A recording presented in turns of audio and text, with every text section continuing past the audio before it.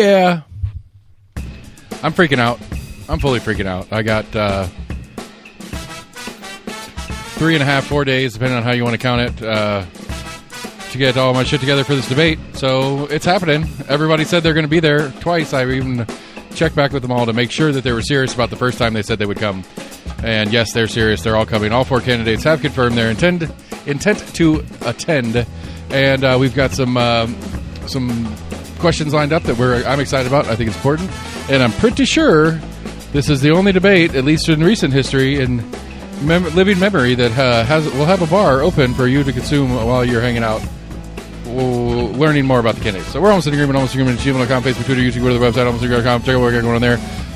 Debate is Tuesday, 4/14. That's 3 days from now if you're listening to this on release date. 8 o'clock, Relix in the great and wonderful Happy Holler. Come check us out. It should be interesting. Just come meet me. You don't even have to come for the debate. Just come meet me, shake hands. You'll see me in semi-panic mode, and then book it. And don't even listen to these stupid candidates. Almost in Agreement, everybody. Here we go.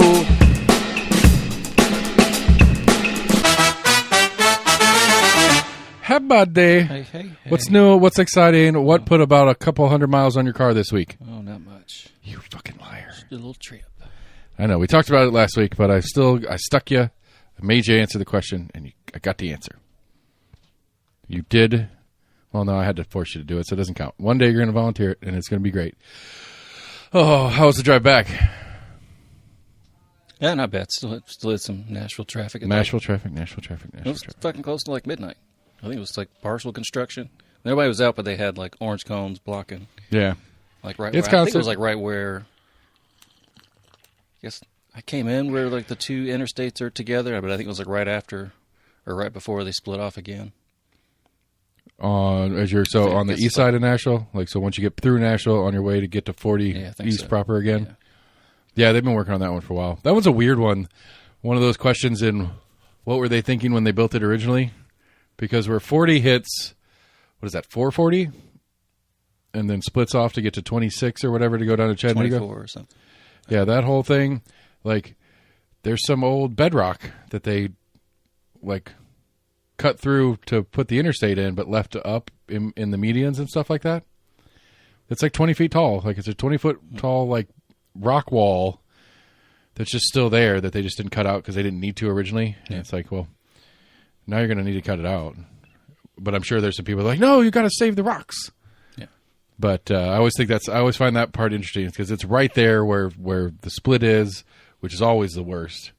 Because that little stretch of 40, once you get onto that thing and then you cross the river to get around the south side, is always a really rough stretch in there. And I always just think that's funny. It's like, so like you dug part of it out, but not all of it, and you just kind of left it there.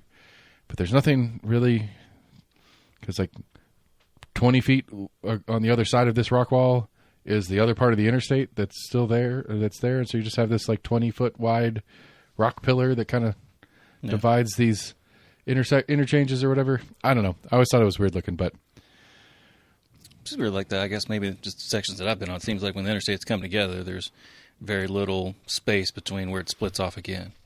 In Nashville proper? Yeah. That stretch like together, and now you got to figure out how to split off somewhere else. Right. That stretch. Like, but you just got us together. Right. And that, like, if you're going straight west, like if you're trying to drive from here to Memphis, you've got to come together and get all the way across because the next split you got to be on the left hand side. Yeah. And then once you get after that next split, it splits again, and you have to be back on the right side, and it comes in on the left side. If you're going, I guess, did you go all the way to Memphis and down, or would you go up to Louisville? No, towards like Paducah to go across the river. Where does that split? Where does that split in Nashville? So you go straight through Nashville? No, it's like right in Nashville. It's like Interstate 24 that goes up to Paducah. No, I thought that went up towards Louisville first. There must be another split that goes up. Am I mixing those up? I might be mixing those up. Anyway, but so you came down and around you came down from the north side of Nashville and around the east side.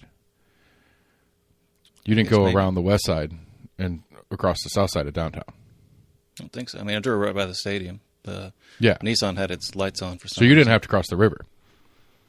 Or well, you did. You crossed, but you crossed the river on the north side of town, not on the south side of town. Sure.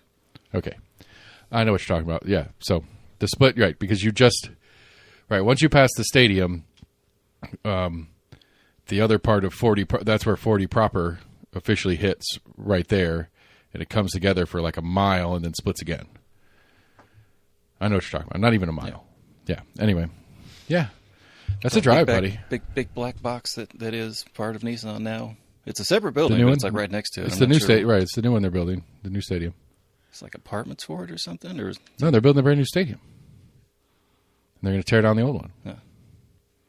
It's going to be a big dome. The old one was still up. I mean, it's still yeah. full I don't know when they're supposed to lights open. were on for some reason. Yeah, I don't know when they're supposed to open. I don't know if it's supposed to open for this football season or we got one more season before it's going to open for the NFL games. That's a good question. I would think no. I think the soccer park Giada's is where they're doing the Olympics. Right. World Cup's not coming here. Pretty sure. I don't think Nashville got selected as a World Cup spot. No. It says February or March of 27. So not this. We'll have one more football season in Old Nissan. Yeah. Before they move over to the new one. I wonder if they'll this is it's like if the city planners had really just stepped back a second and really pushed forward to have it opening this football season, they could have done a Decicentennial. What is it? How do you say it? I can always screw this word up. The 250th anniversary. Yeah. So it's the 250th birthday celebration for the United States. Do a big fireworks show and implode the stadium with it. That's what I want to do with the Gay Street Bridge, but that ship has sailed for the 250. We might get that for year 300. Maybe. Of the great. Maybe we can find a Tennessee landmark date to celebrate with an implosion of the Gay Street Bridge. I'm just saying, if you're going to tear it down anyway, and you're probably going to implode at least parts of it, you might as well make it a fun thing. Everybody's going to come out and watch it anyway. Double down on it. Make it a thing. Sell it to the MGM. So our bill allowing, or our bill about lining up municipal races with county, state, and federal races that we talked about last week. It's got more legs. There's an amendment added onto it, which is interesting, kind of weird, kind of makes sense, kind of a bummer for me. But they basically they kind of changed to when the extra year is going to be, and I kind of get the premise. I kind of like the premise. So Roberto wrote a letter, very pissed off about it. Roberto, as we've talked about before, is likely going to try to run for city mayor next year. And he wrote a letter, and his general thesis of his letter was, hey, these people didn't vote for these people to sit in office for 5 years. They voted for him to sit in office for 4. And so the amendment does sort of address that by saying, okay, you're right. We'll go ahead and have a 27 election cycle, but that'll be a 5-year term. So that, therefore, at least people, and it's fair, at least people know when they're voting, this is going to be a 5-year term, and then they go to 4. Yeah. There is the issue with the city charter that's going to have some sort of something figured out.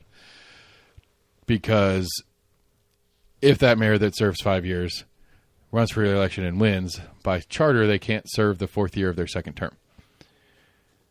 And I don't know what to do about that.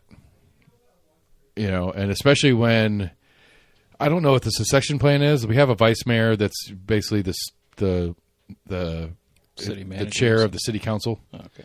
So whoever the city councilor is, that's the chair of the city council, is technically the vice mayor.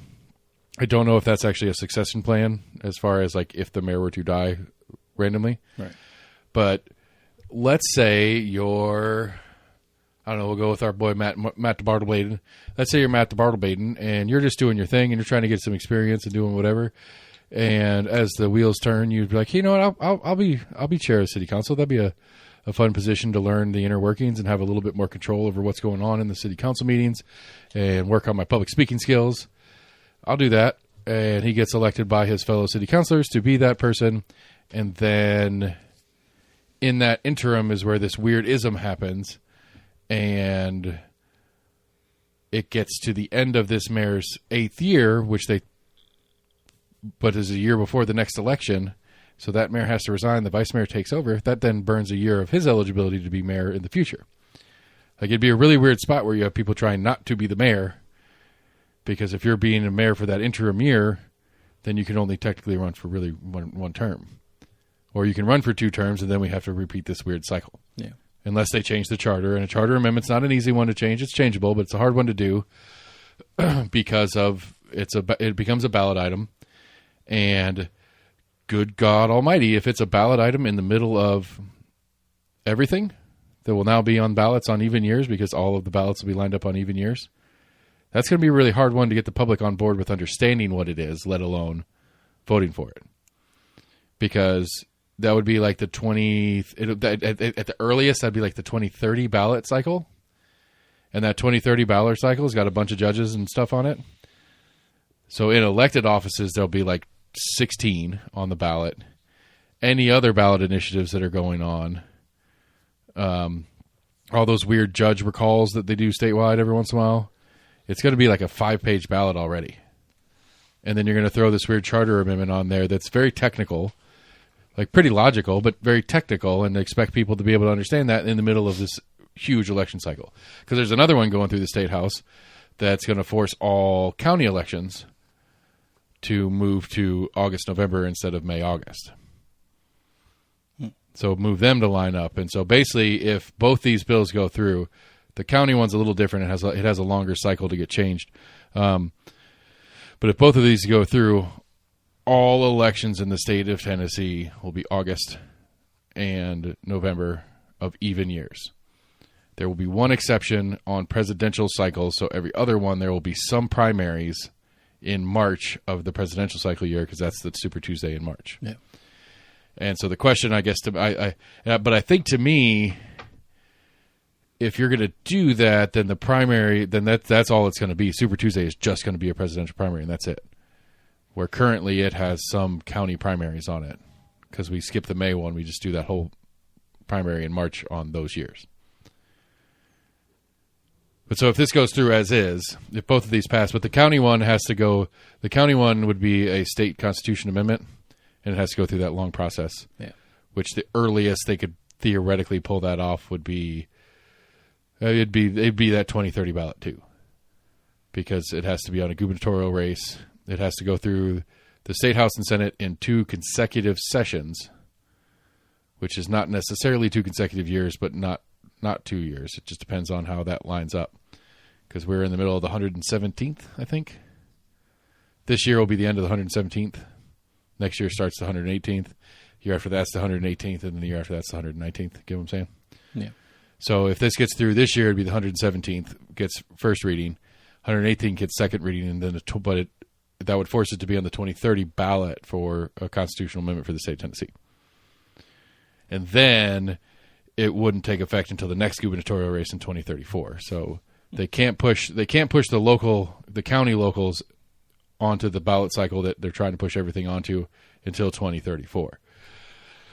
And as discussed, there's only one logical reason why they really want to do this.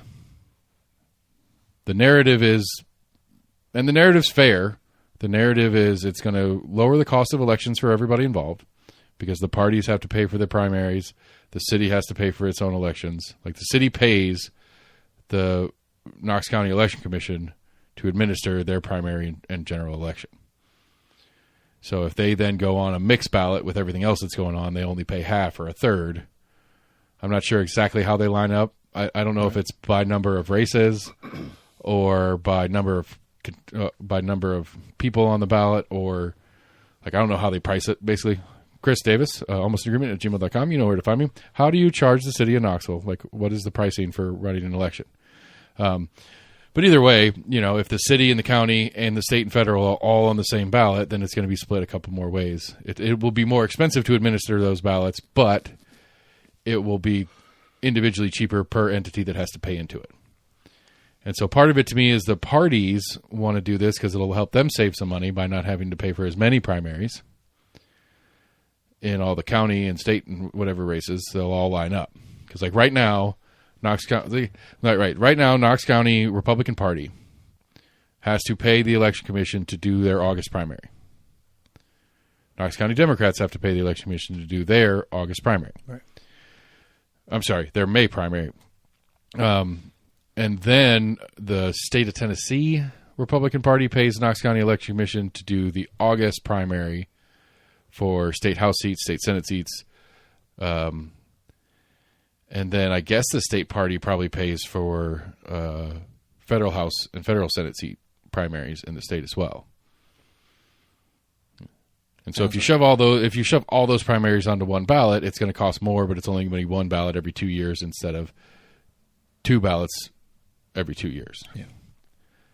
So theoretically, it would save a little bit of money. And the more it's true, but I think it's bullshit. I don't think that's I don't think it's the reason why they're actually doing it.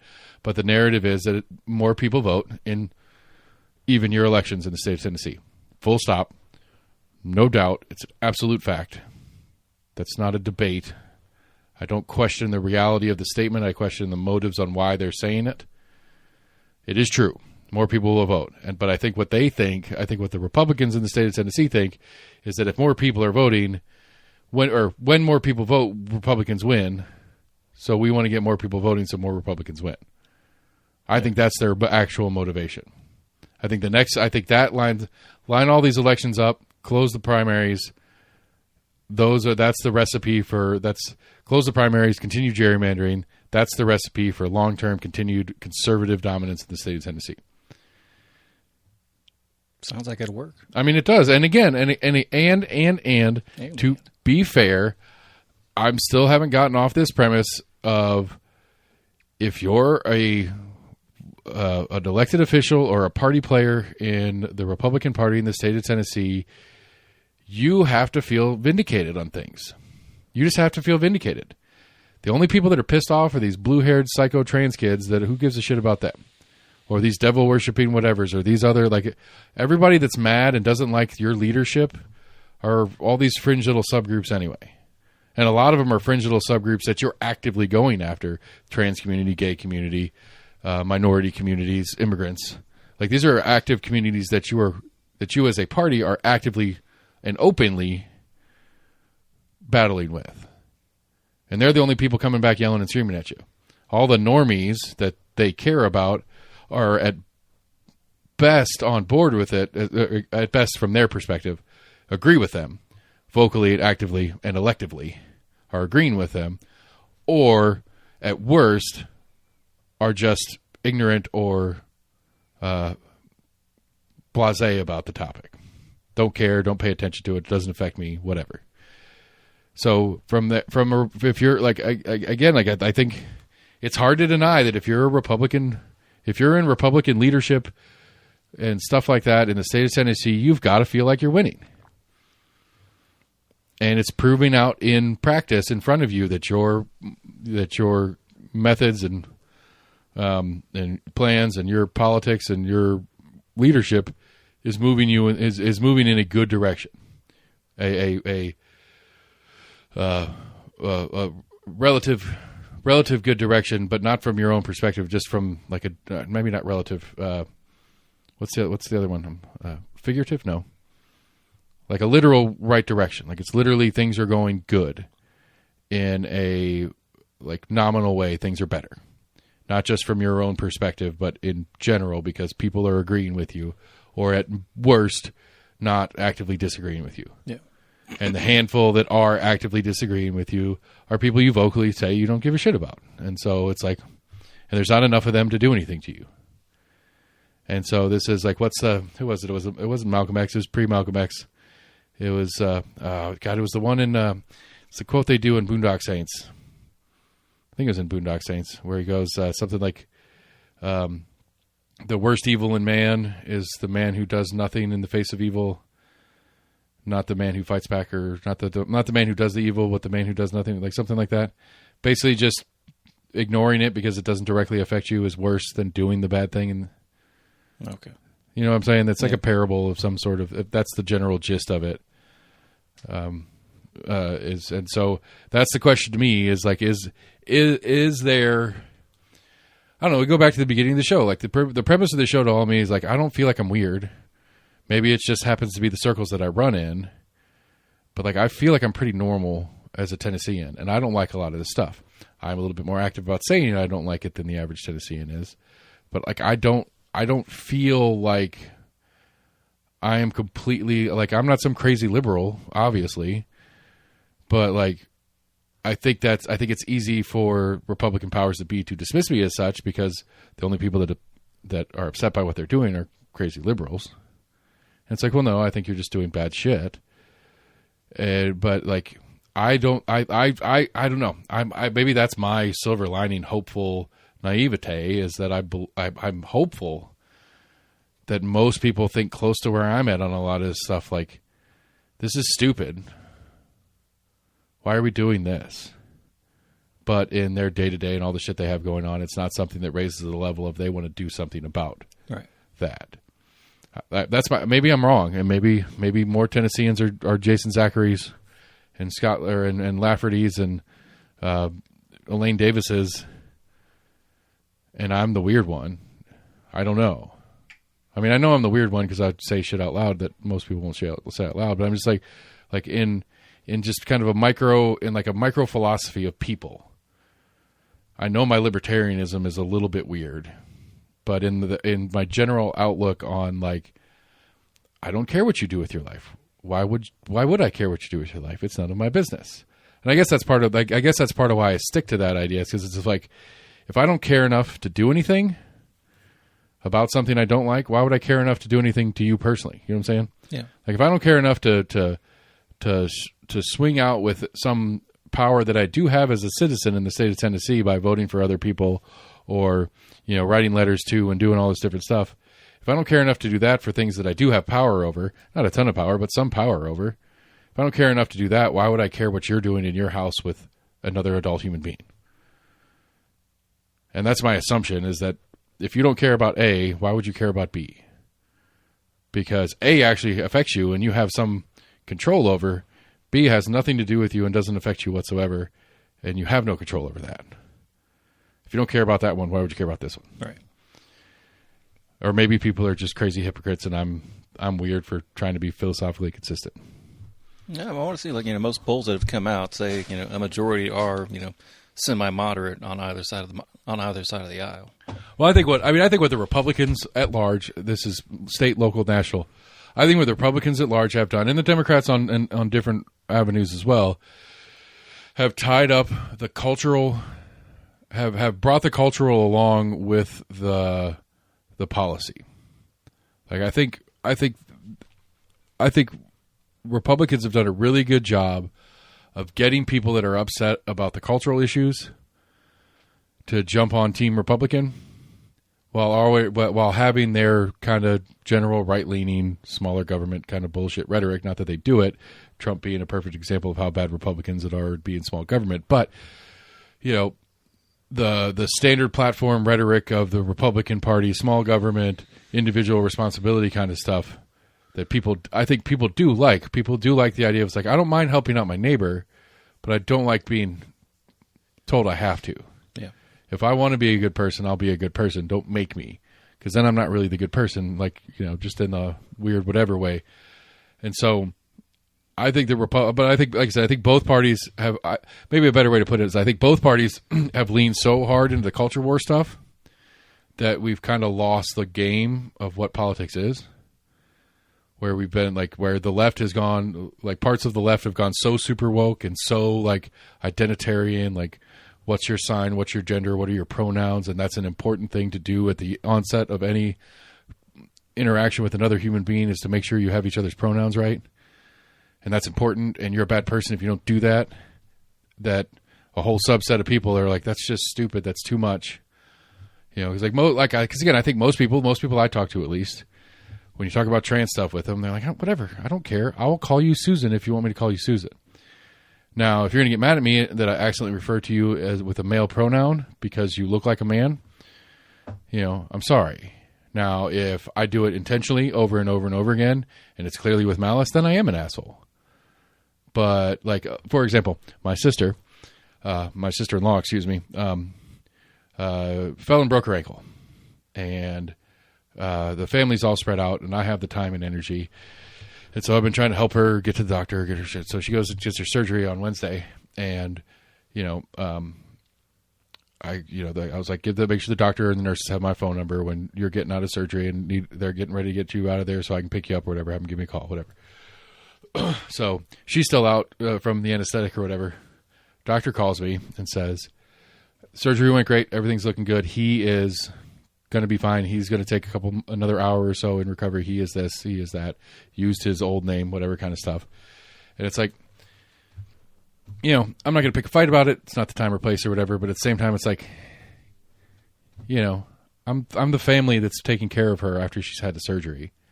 You've got to assume I'm on board with it. So you're not referring to her as the male to respect me. And maybe it's just like a hardcore doctor thing that they insist on it. Or just reading off the chart. Right. More than anything.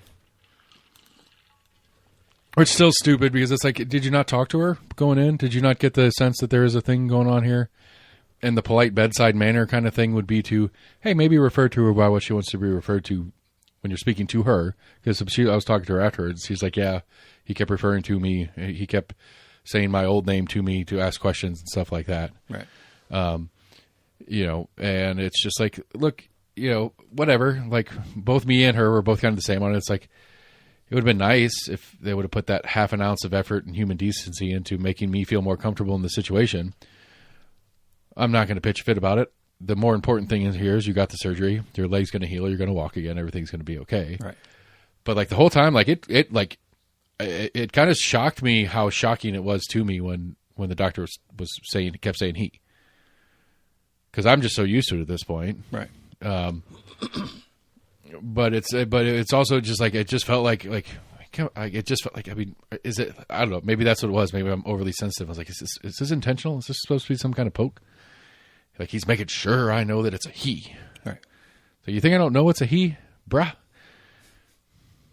I knew him when he was a he. And he was a very sad man. And he is a pretty outgoing, cool girl. So, whatever. Who gives a shit? Like, that's the thing. Like, if that's what makes a person get through the day and not want to kill themselves, who cares? Like, why would you care? But anyway, but I think that's the fall. I think that's the fall of modern politics. Is everything has become about that. And I think you're right. I think most people, when surveyed on it, like, I don't care about that. But the way we interact politically anymore, you have to. We have to talk about that part of it. It has to be a thing. It's attached to every single candidate.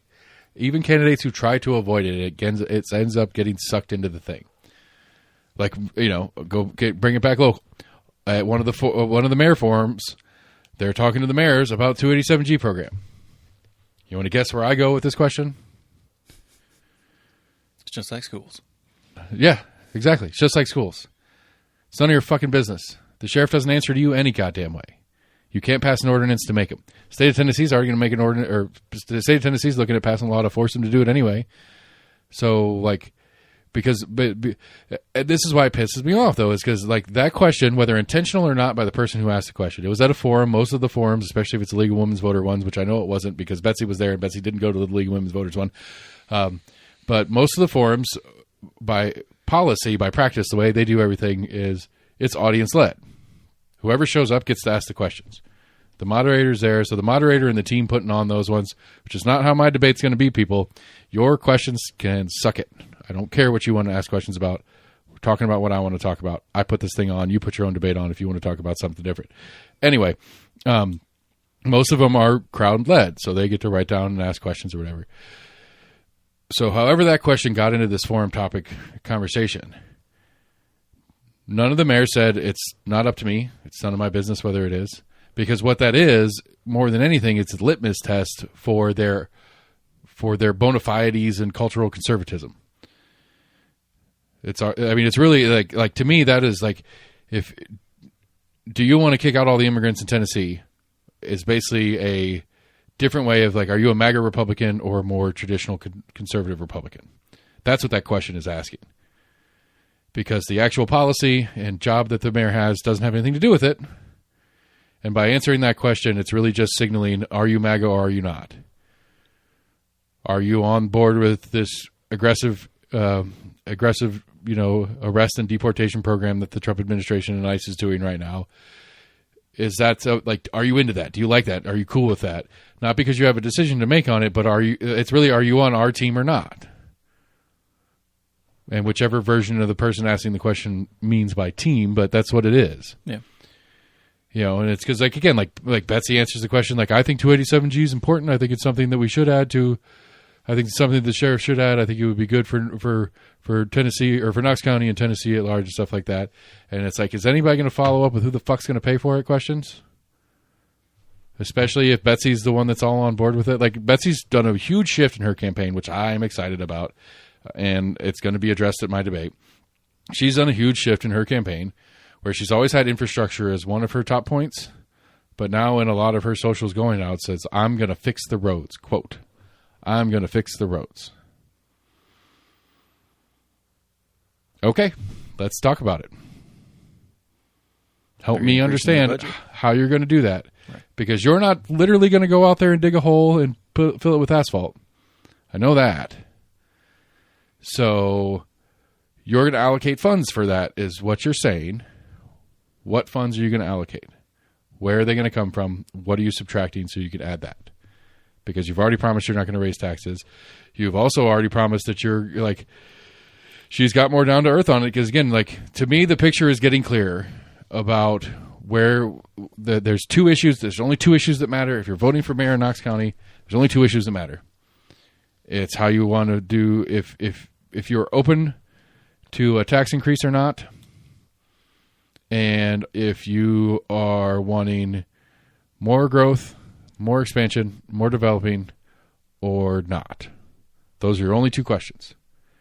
Now, you tell me the answer to those two questions, I'll tell you who to vote for. Because I think honestly, all three of them, all three of the Republicans at least, truly mean what they say on those two issues. Everything else they talk about is irrelevant and can fuck right off. Like, they did an entrepreneurs. There's some entrepreneur group did a round table, so it was a very small group of entrepreneurs only, and the entrepreneurs got to ask the questions. And it's like, Knox County entrepreneurs are like, well, what's the county do? Nothing. Traditionally, nothing for entrepreneurs. And all of them are like, yeah, we'd like to see more stuff going on. It's like, you don't do anything now. So, hey, there's another budget item that you don't have money for, but let's go ahead and say, yeah, we're going to do it.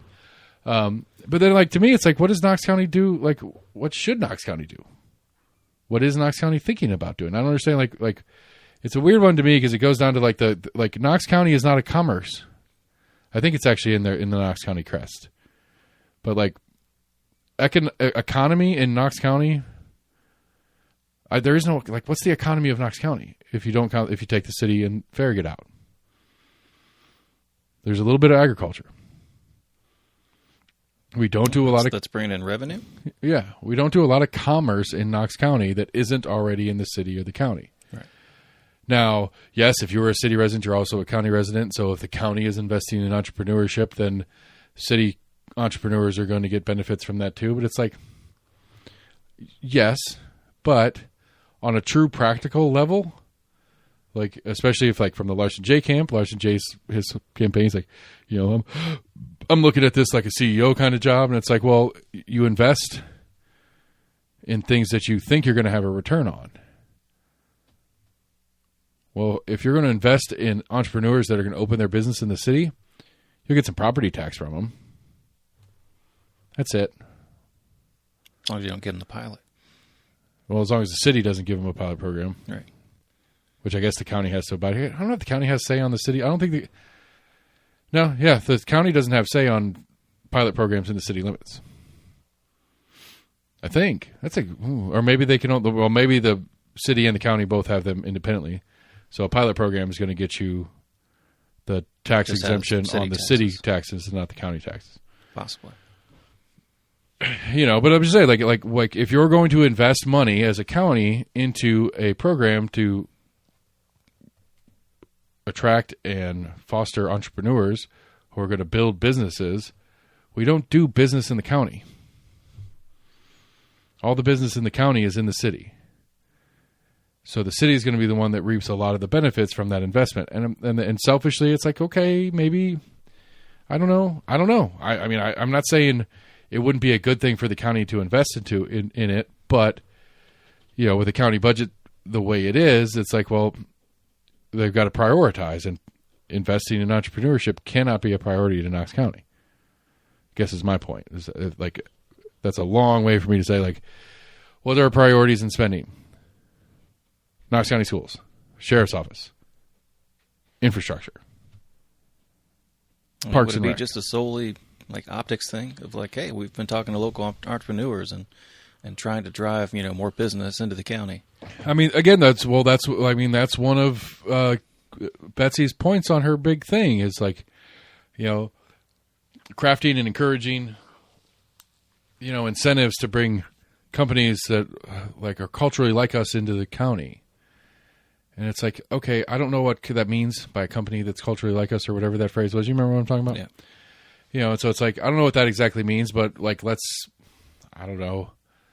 We've got Smith & Wesson down in Maribel. I don't know. Browning wants to build a shotgun factory in Knox County. What are the odds it's not already in the city of Knoxville anyway? Yeah. And it's like, what does that do? Like, again, it's jobs. It will have economic impact for the county as well as the city or whatever. But it's like, like what does the county have to offer to Browning to incentivize them to come here? They can have a tax, they can do a pilot program. So it's not that they don't have to pay taxes. They can just spend what they would have spent on taxes on paying off their loan or whatever on parts of their pieces of their project. Okay. You already have that. What new incentives that haven't already brought companies to Knox County? What companies are what kind of companies are we talking about? And again, which ones aren't going to land in the city of Knoxville? Because you can cut all the fucking red tape you want, next mayor of Knox County. But the city's got plenty of red tape that you can't touch. And the likelihood, because again, like just on a logical basis, if the red tape was that big of a fucking problem, we would have more businesses in the county. You know what I'm saying? Presumably, yeah. And I can attest, the city red tape sucks. It's a pain in the ass. It's stupid. But both businesses need foot traffic or traffic in general. Yeah, but I mean, but still, like all right, so let's say like it was just full Wild West in Knox County. Nothing, no restrictions. You could build whatever you want, wherever you wanted to. The property tax is super low. The county business tax is super low. All the paperwork, like literally just write on a napkin what you want to do and give us $10 and we'll say yes. Our inspectors are going to go out twice and barely look at it and go about your business and give you a thumbs up and walk away. Yeah, that's good enough. Let's say that, if it was that, the need, what's the word I'm thinking here? The demand for that from developers, both commercial and residential, would pack that out so fast that the idea of needing to place it somewhere where there's foot traffic is irrelevant. You will create your own foot traffic because you will put so much that will make it a place for people to go. It will make it its own destination because it's that much cheaper and easier to do it. I mean, hell, fuck, I mean, just think about it this way. It's that much cheaper and easier to do it. You would just spend half of what you would have spent in the city to do all the things and deal with the city's bullshit. Spend half of that on advertising and make it a destination. Possible. If it's that much cheaper and easier. It's just, I don't think it is. I don't think it can be. Because again, I don't know what red tape we're even fucking talking about other than building and building codes. I don't know I still don't understand what we're talking about. And I tried to ask Scott and Jesse about it I think it was last week, and I don't think I did a very good job asking my question because Jesse's answer was all housing development stuff. Yeah. Which, yes, I agree. That is something the county can have control over, sorta. But, if you wanted to build an apartment complex, and I guess you could sort of call that semi-commercial, but not really. Which both Betsy and Kim are opposed to high density county expansion. They don't want high density, which is interesting. It's weird. And this is both Kim and Betsy. This is not me picking on Betsy on this. But both of them are like we don't want to lose farms to single-family homes, but we also don't want 200-unit apartment complexes. Which, again, all that is it's the truth of when we say smart development, we say no growth. What about high-density commercial? I don't know. I don't know much how much strip mall. I don't know how much high-density commercial is in the county as it stands anyway. Right. I mean, I've been digging through all this stuff, like trying to get this freaking, like, I've given up. I'm going to just bite the bullet and pay the taxes, and I'm going to get annexed. I can't get a clear picture. I've started talking to a lot of different people because it's starting to get important on me figuring out whether this new unified development plan is going to let me do what I'm doing already in the zone that I'm going to be in. And the proposed one of the last draft one that the company that's helping get this all set up put out, I'm good where I'm at. But I've asked a couple people a couple questions, including the county inspector, and inside the at least, I won't name names or whatever, but like the inference that I got out of talking to him was that nobody in the inspections office thinks it's going to pass as is. And more importantly to me, nobody in inspections thinks what I'm doing is going to be allowed in the new version. Yeah. And that's kind of what pushed me. It's like, fine, fuck it. I'm going to go ahead and get annexed. Cut me out, bitches. Deal with it. I don't want to pick up my trash. Fuck you, rural metro. Fuck you hard. I'm going to start burning shit all the fucking time. Rural metro shows up at my fucking house. I'd be like, you don't fucking belong here. Fuck you. I think we're at a burn ban still. You should be. Apparently it's the driest. It's the driest January, February, March in like 50 years or something like that. Nice. I think I just saw a story. I guess the local farmers were struggling to plant crops. I mean, my skin's fucking struggling to stay on my body. It's so fucking dry. Like, it's been bad. Like, I've been like super ashy, flaky, like that Dave Chappelle character. Itchy. But like hurts. Like, it hurts. Like, it's so tight and dry. Like, it's just like I took a shower and then moisturize. I tried to, but like, oh man, damn it, I'm just lazy. I don't mind. I got some nice high quality moisturizer, and I just like, I honestly don't like the feel of. I hate my dry skin feel too, but like, moisturizer has like a greasiness that I understand why. I just a couple lotions like that aren't greasy that they're nice in like the wintertime when it gets really dry from having your heat on all the time. Yep. Exciting. These astronauts are on boats. I thought they were airlifting one of them. Yeah, they're all of them. Oh, okay.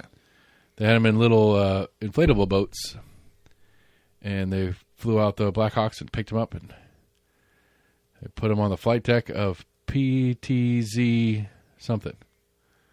Oh, PTZ is the camera. Flight deck pan tilt zoom camera. They're just out in the Pacific. Just cruising out in the Pacific, picking up astronauts. That's exciting. So anyway, there's two issues. There's only two issues that matter. How you prioritize those two issues and which of the A-B answers you have on those two issues are all that matters. How do you feel about taxes? Are you comfortable with the idea of a tax increase? I'm not asking if you want taxes raised. I'm asking if you are capable of being convinced that the need for a tax increase is a reality. If you are comfortable with that premise, then I've got 3 candidates for you, 2 in the primary, and then that Democrat in there. And then question 2 is, how do you feel about growth? Do you want growth? Do you want managed growth? Or do you want active effort to stop growth? So of those 2 questions, which one's more important?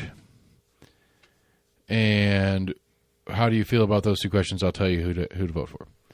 If you want to, if you are, and fuck it, but that's not even fair either. Because like if you're anti-growth as an individual, that's fine. You're allowed to hate the growth. I don't like the growth in Knox County, to be honest with you. I hate the traffic that we're dealing with. I guess the point I need to get out on that is like, you can be unhappy with the growth. Understand you can't stop the growth. How do you want to deal with the growth that is coming? Do you want to deal with the growth by making things worse and hopefully slowing down the growth as a result? Or do you want to invest in the things that we need to deal with the growth that is coming?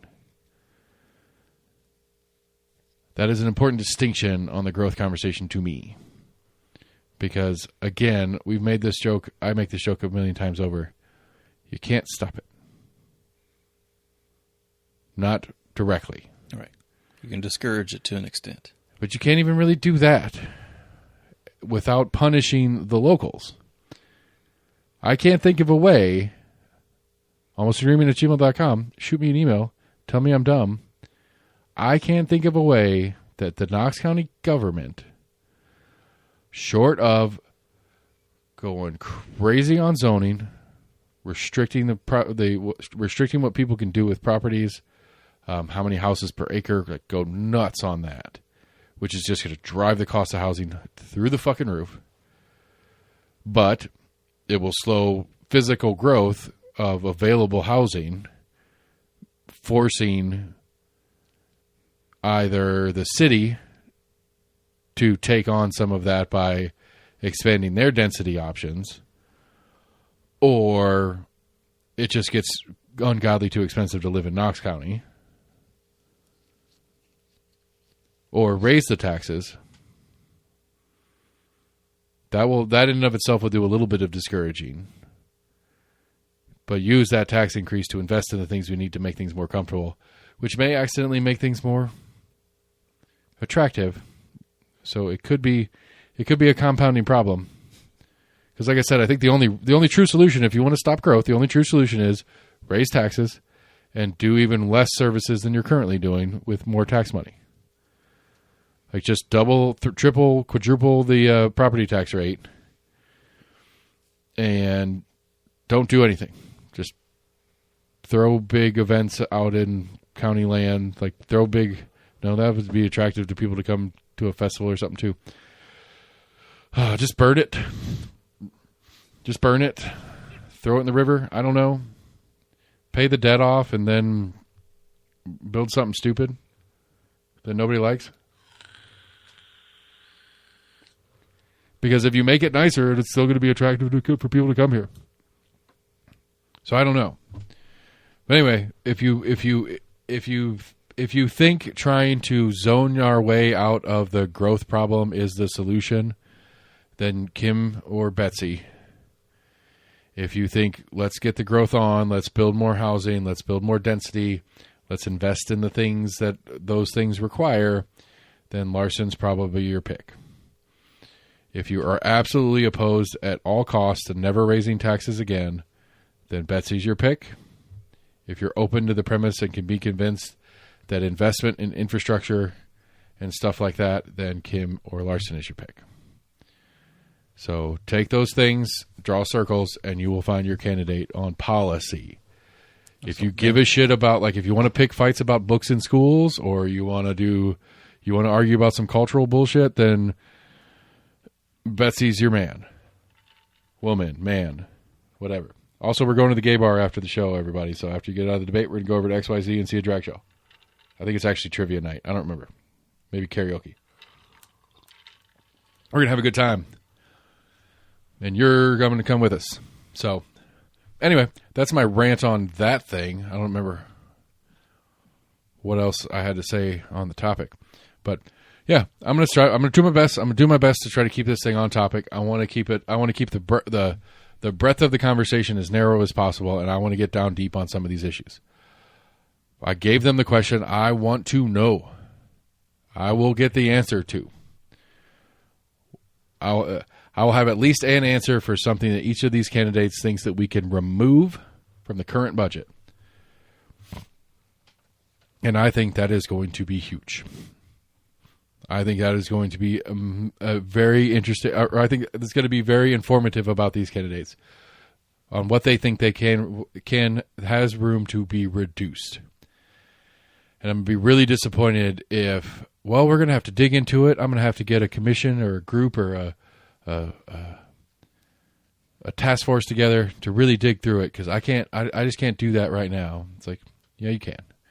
None of them have an excuse not to know the answer to the question I gave them. Like, they all have access to the budget. 2 of the 3 of them are on commission already and voted for the budget that exists, so they absolutely have no excuse. Right. Betsy has no excuse not to know the budget well enough to find it because this is the totality of her platform. Bo's the only one that does have some excuse not to know better. And honestly, I really don't care what Bo's take is on it because, as somebody mentioned in one of the chats, that he shouldn't be there in the first place. To which I replied to them, I understand what you're saying. However, I am not a Republican Party member. I don't have permission from the Republican Party. I am not hosting a Republican Party primary. I am hosting a mayor's debate. All mayoral candidates are welcome. So that's where we're on that.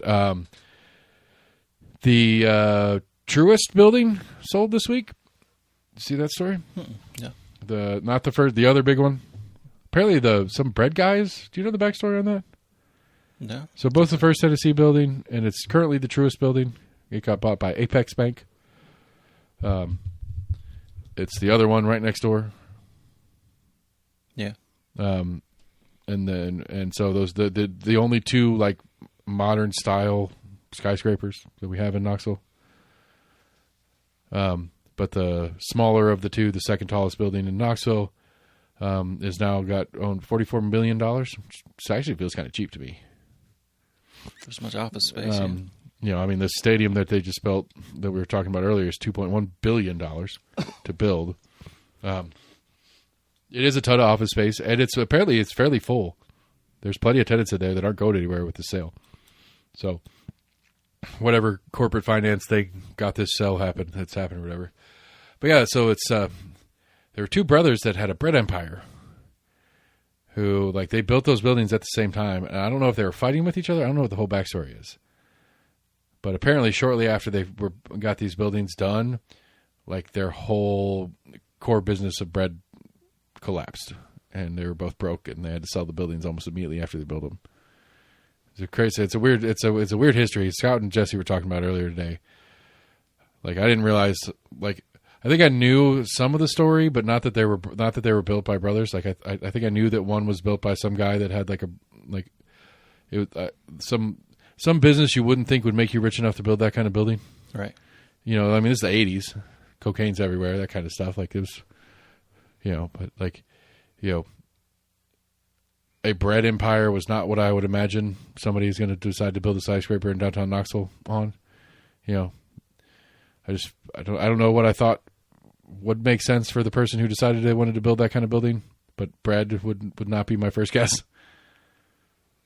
I mean, if you're able to corner the market, if you have the big bakery because I mean that's the weird thing, and I don't know if it was true back in the 80s, but nowadays there are 2 huge bakeries in Knoxville. But when you go to the store and you see 84 different brands of bread on the shelf, like 80 of those are baked in the 2 bakeries here in Knoxville. Right, they just throw a different bag on there. Right, and it's recipes and stuff. It's made to order, or it's made to spec from that company's perspective. So like Wonder Bread and Food Club brand bread is like more or less the same recipe or whatever, and it's made by the same bakery. But, there are specifications that these bakeries meet to be able to bake other people's bread. I don't know if it was the same back then and maybe that was their deal. And then somebody came along with a new bakery and broke their empire up or whatever. I don't know. I'm now I'm fascinated by the backstory, and I'm kind of sad that I forgot. I'll learn more. What their name is, so we couldn't look it up. But I don't know. It's weird. It is odd that we had those 2 buildings pop up like literally within a couple of days of each other. They started out like they both were building them at the same time, and they finished about the same time. But they're the only 2 buildings of that style and that format from that era in all of downtown Knoxville. Now they've both gone up for sale. No, just one. Just the one. We have a couple other ones that are kind of newer style, but most of downtown Knoxville is like 5 or 6 story brick. Yeah. We have a couple here and there otherwise. But, the only things that, like, most of the stuff that isn't brick is like 10 years old or less. Anything that's from, I don't know if there's anything from like the 80s other than those 2. Well, obviously the City County building from like the late 70s. The Marriott, which is whatever it is now, on the other side by the Hall of Fame. Yeah. That's like a 70s building. The Civic, of course, is from the 70s. It screams it. Early 70s, I think. But screams it.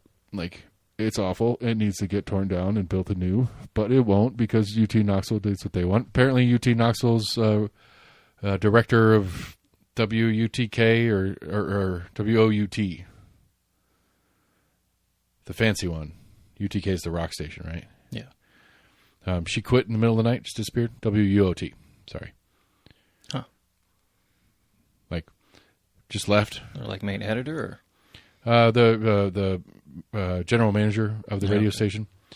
They brought this lady in, and she was part of that whole Benny Smith controversy. So apparently one of the things, like, so the dean of communications or whatever, so there was some restructuring that the UT was doing with all of it, and they were kind of shoving all of the different media pieces that were inside of UT under one umbrella because they'd kind of spread out into different places. Yeah. And like UTK specifically was the big mess because that radio station was kind of just over there, independent, doing whatever it wanted. Yeah, it was on like the first floor of one of the residence halls, I want to say. Was it? Oh, I don't know. But like it's just like, you know, like functionally it was self-funded. The the university wasn't putting any money into it. Like they raised their own money through advertising and sponsorships and stuff like that, and they programmed what they want. And they just kind of stayed over there, and they were kind of fully independent. And this person was brought in, and part of what this person was brought in for was to bring everything under the one umbrella, which was the Benny Smith controversy, because he was like, fuck you, I do what I want, this is my station. Right. And a lot of people were like, fuck you, we like Benny Smith, that was his station, we own your satellite, you ruined it. And so it was a big mess. It was a big mess. And you know, so anyway, so she just kind of disappeared, went home to South Carolina, and nobody knows exactly why.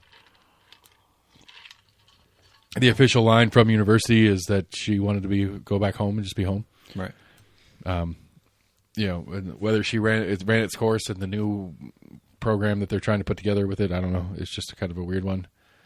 Yeah, the only other one that's on my notes for this week was this big, long-running redevelopment of the old St. Mary's property has hit the next part of the next phase. Going to be some townhouses, but they're going to put like where they were selling parts of the Shriners. Is that part of that? No, Shriners is on the south side. The old St. Mary, that's Baptist Hospital you're thinking about. Oh, okay. The old St. Mary's where the new police complex is. Okay, yeah. So like the old original St. Mary's Hospital is still sitting there on top of the hill. Their plan is to renovate that, and this is when we'll see this coming up, is when they start applying for PIFs, pilots, and TIFs to get that old original hospital that still stood up there renovated into probably a senior home. Which, if they do it quickly enough, there might be a handful of people that were born in that hospital that will die in that hospital too. Yeah, it's possible. But they're running out of time because they're running out of time because like the maternity ward was not in that part of the building for a long time. Like it's been out of that part of the like it was in the newer building. Like both my kids were born there. Yeah. But that was in the newer building. Like I wouldn't like if my kids wanted to go tour it, I wouldn't say you were born here. I'd say you were born down the hill when that was still the part of the hospital. I wouldn't say you were born in this because this building was built in the fucking 18 something or others. Right. But so whatever. My favorite is they're putting a Dunkin' or something like that on the ground floor of one of these places. That's the closest building that's to the police department. It's going to have a Dunkin' Donuts in it or some sort of donut shop. How convenient for them. Yeah, like what? Let's could you hit the nail harder on the head? Could you be more cliche? And could I love it any more than I do because it's so cliche? I'm not sure. I like it a lot. I think it's hilarious. Like I think you go ham. Didn't mean it that way. I apologize to my officer friends. I wasn't calling the pork joke. That wasn't what I was trying to do there.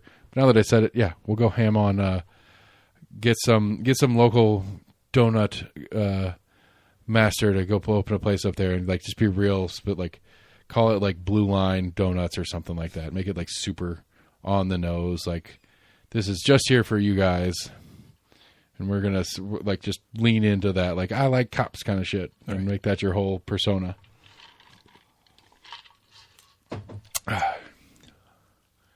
So to see a story, I guess, where talked about a professional softball team was coming in. I saw that too. Yeah, let's do There it. was talk of like where they would play, Which is could just be what are we talking about? university facilities. What? Like, is that a real question? That was my first thing when I read that story. It's like we're trying to figure out where we're going to play. What? Didn't we just build a brand fucking new multi-use stadium that is in the baseball shape, which softball is the same shape? Right off there, off the edge of the old city, that will have plenty of schedule availability if you want to squeeze in there. Like, is that a real fucking question? Like that? Like. I don't think it's an automatic that they would redo the field for 3 different sports. I'm not saying it's impossible, but I don't know what kind of like season they're looking at doing. I don't give it but nah, fuck that noise. Yes, if there's anything close to like minor league, there's a bunch of games in a season. It is, but it's also baseball, and so it's week on, week off.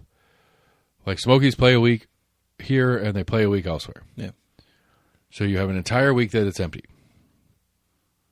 You have an entire week that it's empty. Maybe one of those days that they're gone, we have a soccer match there, depending on the lineup of the season. Right. But if Boyd does it right, he gets a whole new stadium, too. For softball? Yeah. Oh, is he part of the softball thing? I don't know. Just saying if he wanted in. I mean, that's if it's happening, it's happening. And again, okay, so just from a business standpoint, Boyd Sports is the tenant.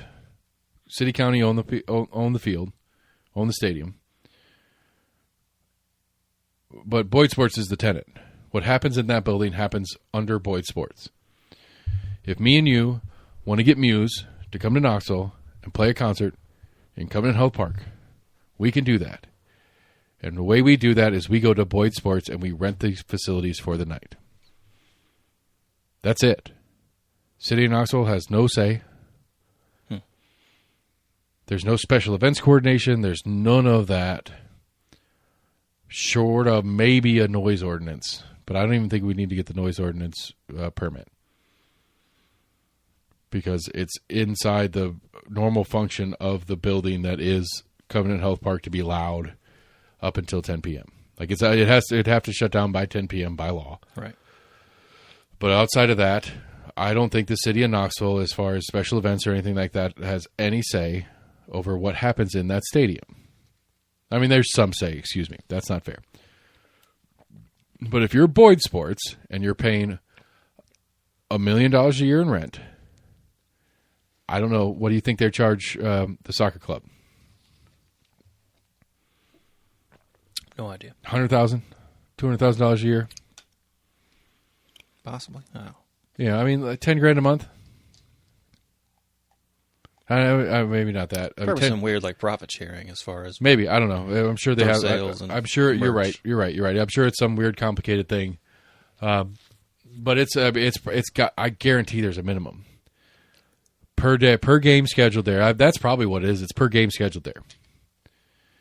Per game scheduled there is it's like $5,000, $6,000 a game, something like that. I'll bet you it's something real close to that. And so like.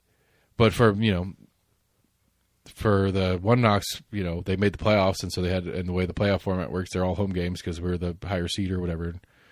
We had 4 extra games there because of the playoffs, 3 extra games. I'm not sure. It's like 3 or 4 extra games or whatever, which cost the team $25,000 probably. But they also had 4 extra games that were capacity crowds, and they sold tickets to and all that kind of shit. So they probably made a good sum of money on those 4 extra games. Presumably. But I'll bet you it's something like that. It's some sort of per game deal. Set up the same thing with the softball club. The priority in scheduling is going to be Smokies baseball goes first. One Knox soccer goes second.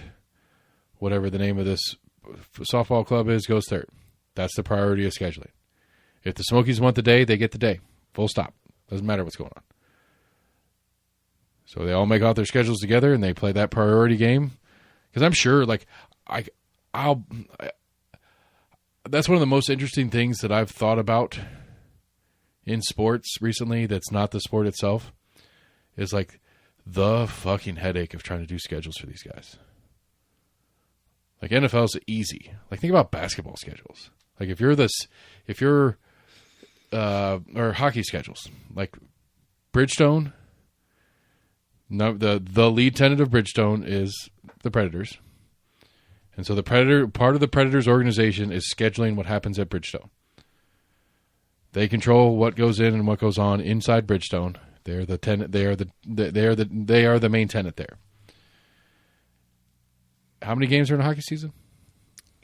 82, I want to say, something like that. You know, so you got 82, 41 or 42 or whatever of them are home games. And I'm just thinking, like, in my head, like, the league has its rules on who you have to play and how many times you have to play them in a year. And I'm just thinking in my head, like, if you're the Predators, like, you're the GM scheduling whatever the title is for that person, you're on the phone with your relevant person from every other team in the league, trying to figure out what's going on in their arena and your arena to get your back-to-back games and try to get your schedules worked out. You know, probably trying to do like a couple of road games in a row that are near each other so you don't have to come back and like shit like that. Like that has got to be crazy.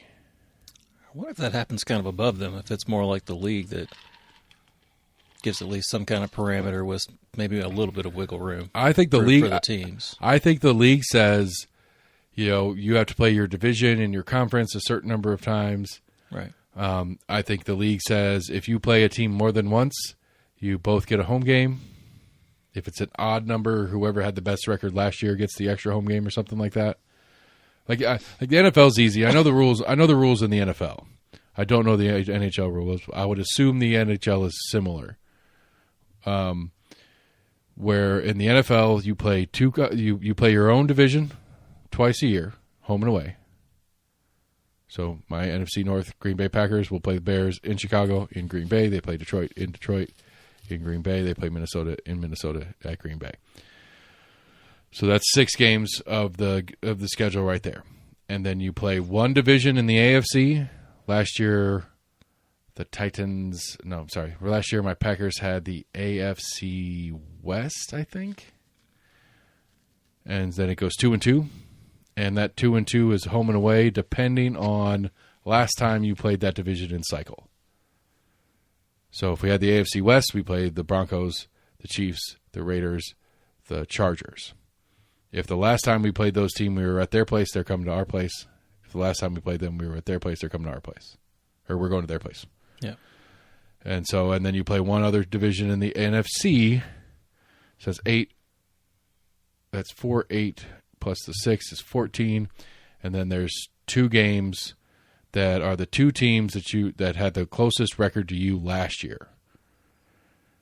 And then there's some sort of rule on whether it's home and away for the 2.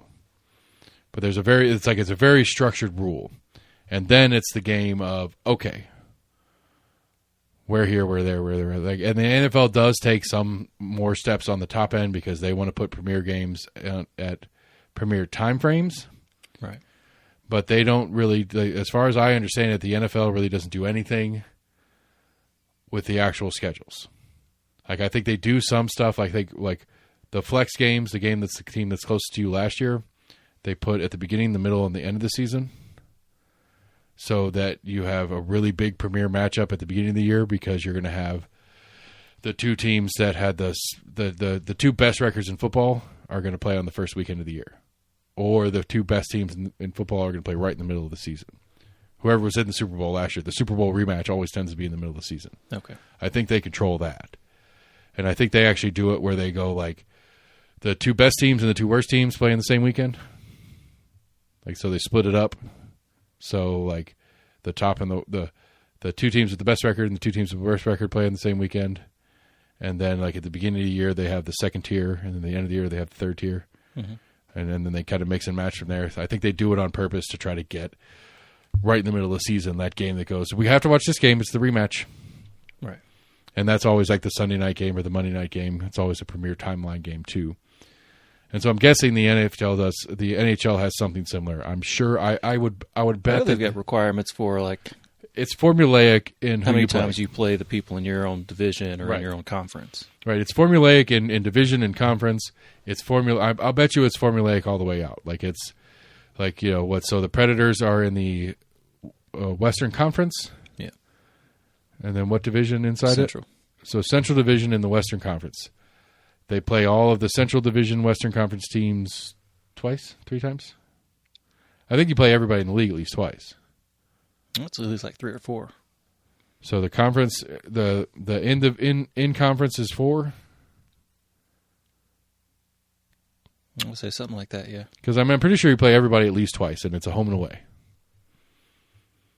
Because, at least we went to the game last year, and that was Pittsburgh here. Right. And then a couple weeks later, they were in Pittsburgh. Right. And I was looking at their schedule I think this year. maybe out of conference might be a requirement of 2. Of 1-1, right. I don't think you necessarily play every team. I could be wrong. Well, I know the Predators played the Penguins again this year 2 times. 1 here, 1 there. And so I get that was the one that was overseas, right? Yeah, well, they both of them were overseas. Right. Yeah. But they were scheduled as 1 home and 1 away, but they were both in Finland or whatever. Right. And so, anyway, point is, I think that job is probably super hard. The only nice part about that job is you're probably looking 3 years out.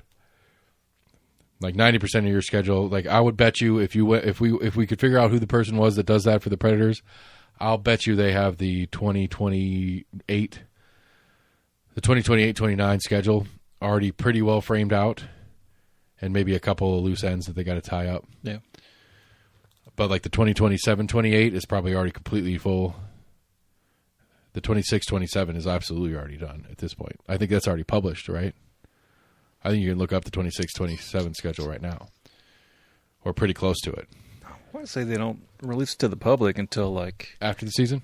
Until after the season. I want to say it's in between seasons. Because I'm sure, like I said, I'm sure there are a couple of highlights in there that are who won this, who made the playoffs last year and how the playoffs go. But I think much like, probably same with MLB and NBA and NFL, to where you may be scheduled on that day, but there may be some wiggle room as to what time of right.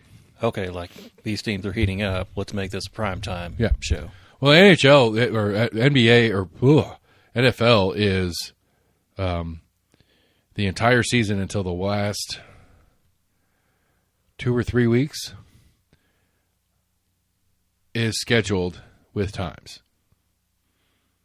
And then the actual time of the games on the last 2 or 3 weeks isn't scheduled till the week of. Okay. It's literally Green Bay is playing at Chicago on Sunday, but it might be at noon, it might be at 4 o'clock, it might be at 8 o'clock. We won't tell you what that is until we see the results of all these games this week. Because, and it's super smart on the NFL's part, because it's like, does this game have implications for the playoffs? Does this game make a huge difference to what happens next week? That's our primetime game. Right. This game doesn't matter. It's a noon game.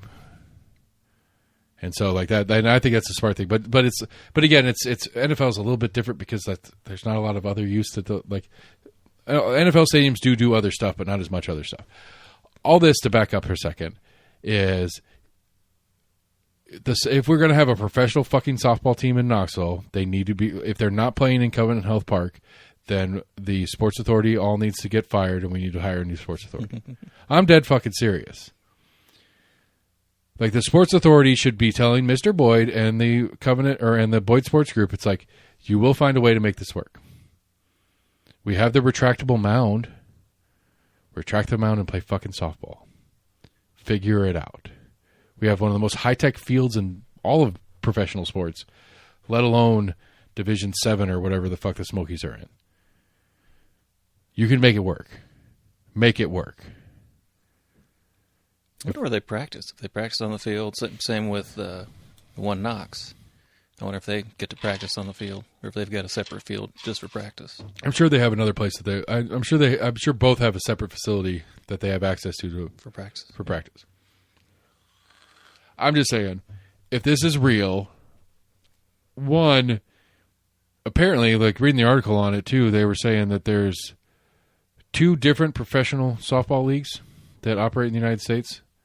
And it's not like a minor league, major league kind of thing. They're both kind of vying to be the top thing. Mm-hmm.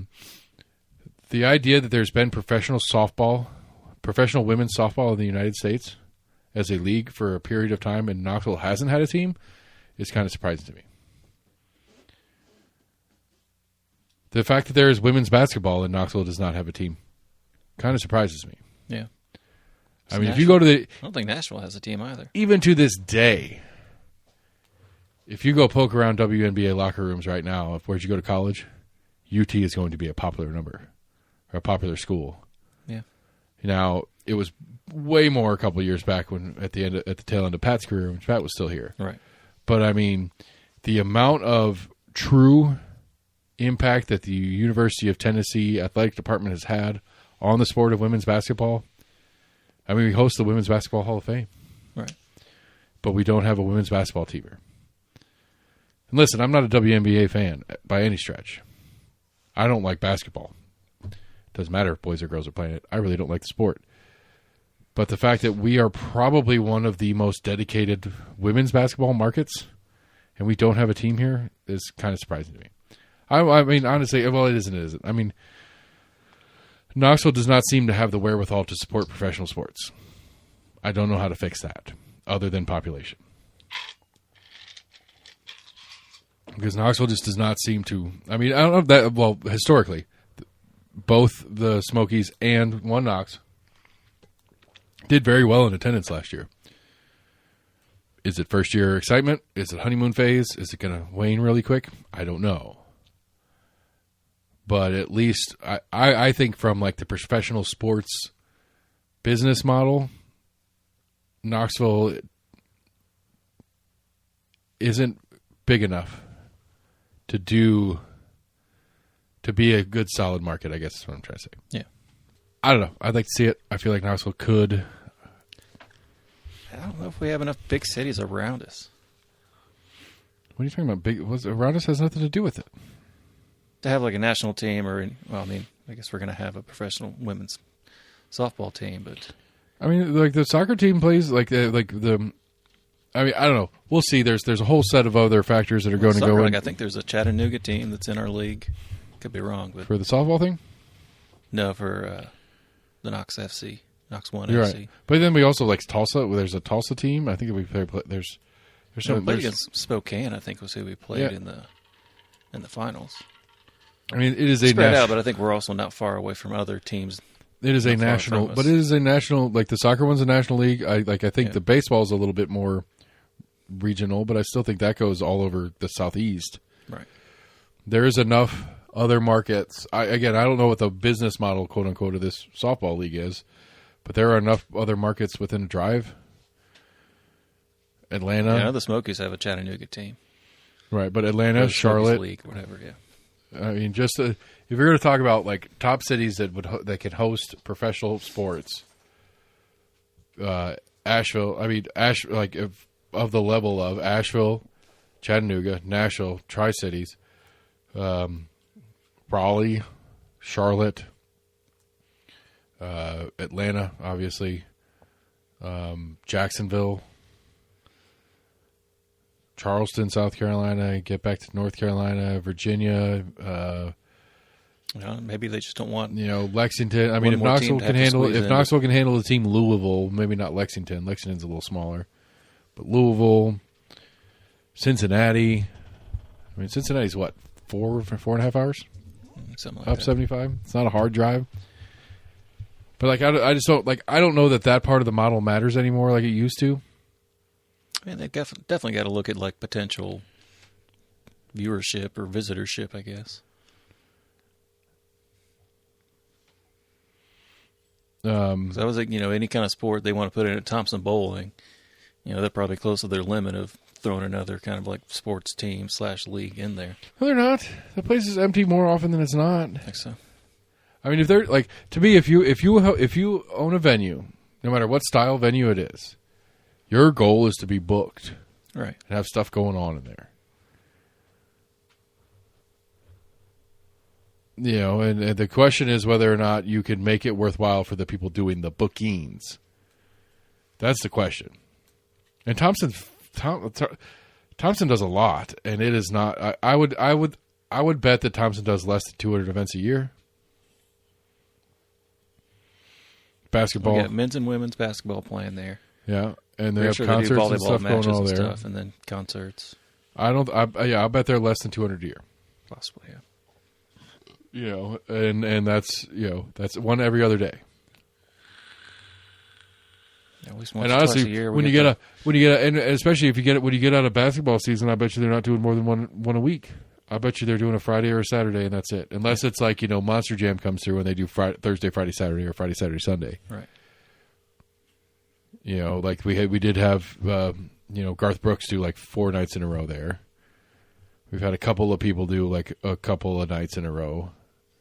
But I would say once you're out of basketball season, especially coming, because that's the other, okay. Let me back up a second to give Thompson. This is why it sucks that Thompson is our best arena. Is if UT football is playing, those Saturdays are taken, even though there's nothing going on in Thompson. There's 6-7 weekends a year. There's 6-7 Saturdays a year that Thompson is unavailable, not because it's got something else going on, but because there's a football game. Right. Now, I'd be curious how much is getting booked at the Civic on home game weekends. Probably not much. Probably nothing major.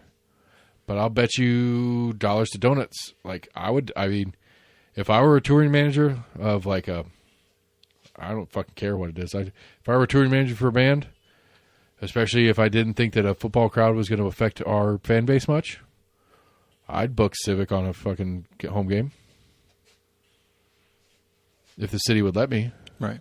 Or if the Civic would take the booking, I would ask for a discount. I'd be like, what is it? 20% of your population is in one building right now. You're going to cut me a deal on renting your space for this day.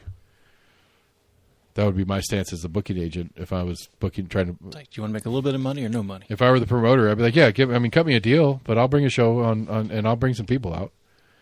Because I think my crowd doesn't care about that football game. Or they might care about that football game, but they want to see me. Like Tom Segura or something like that? Sure, why not? Yeah. Are people that are Tom Segura fans also UT football fans? Yeah. But will they go see Tom Segura because he's coming to Knoxville instead of having to go to Nashville to see him? Yeah. They will forego that game. I mean, especially if it's not like Alabama weekend or something like that. If it's not Alabama or Florida, you could probably be okay.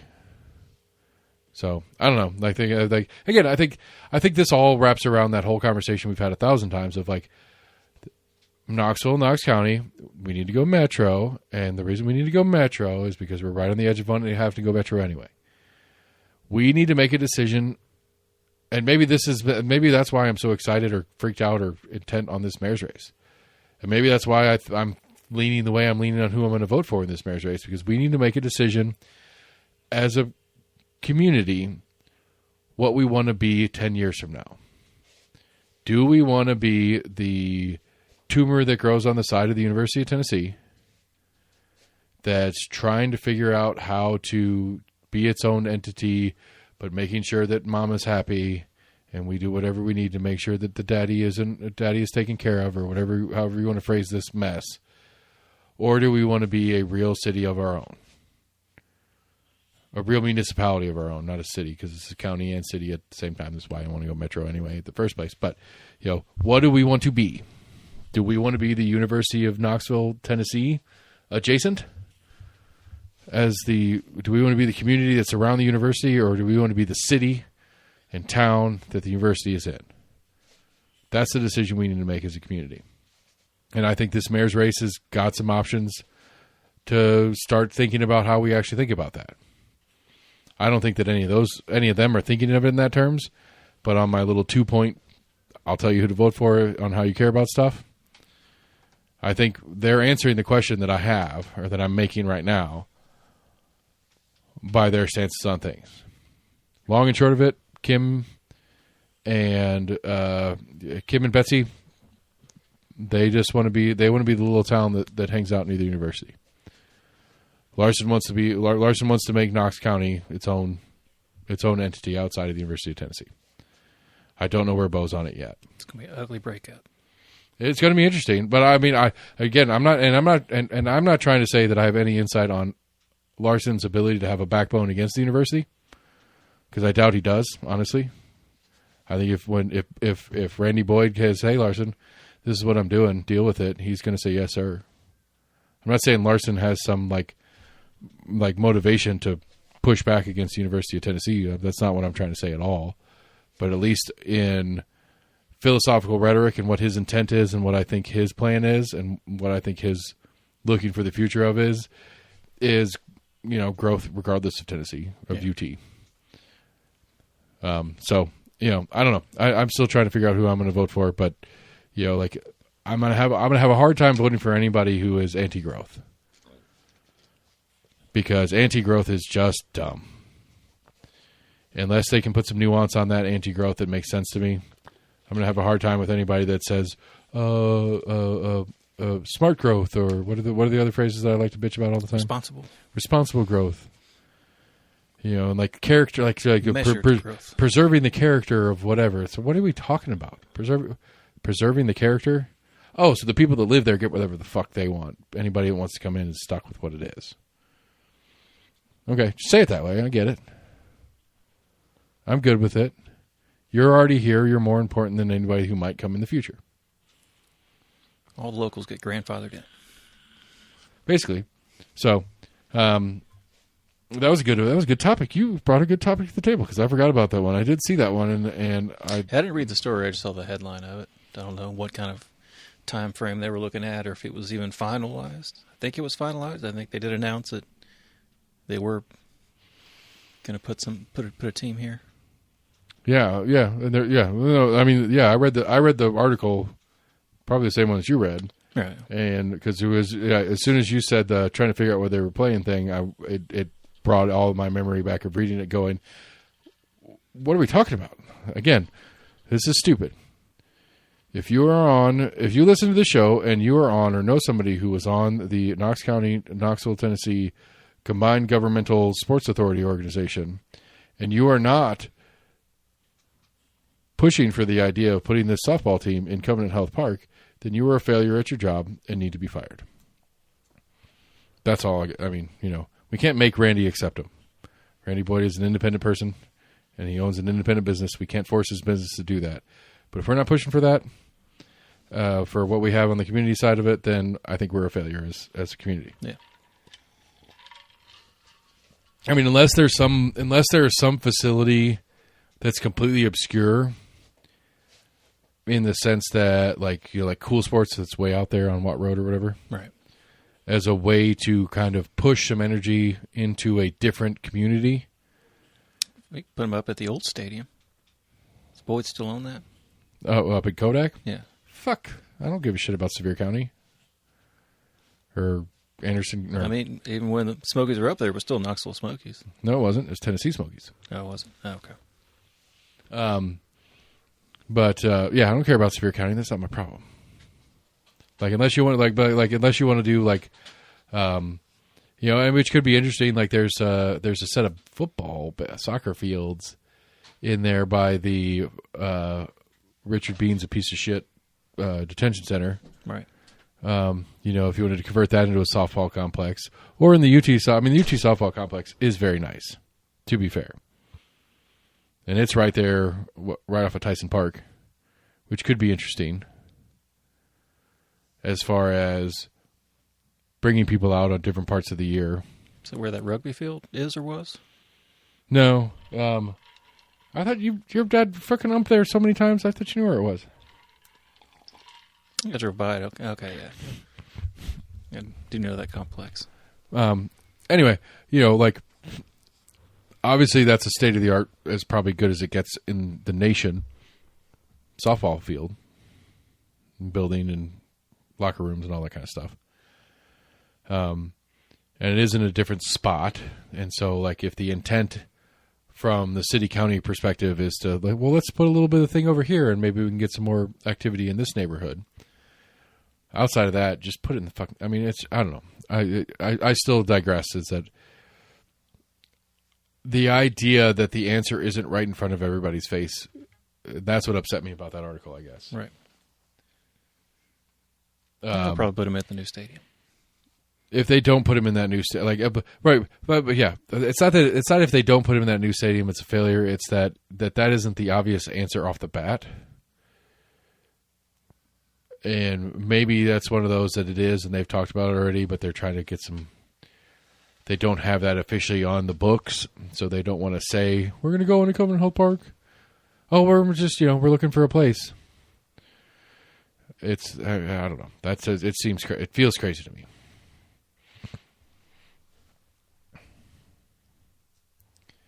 I don't know what else you got.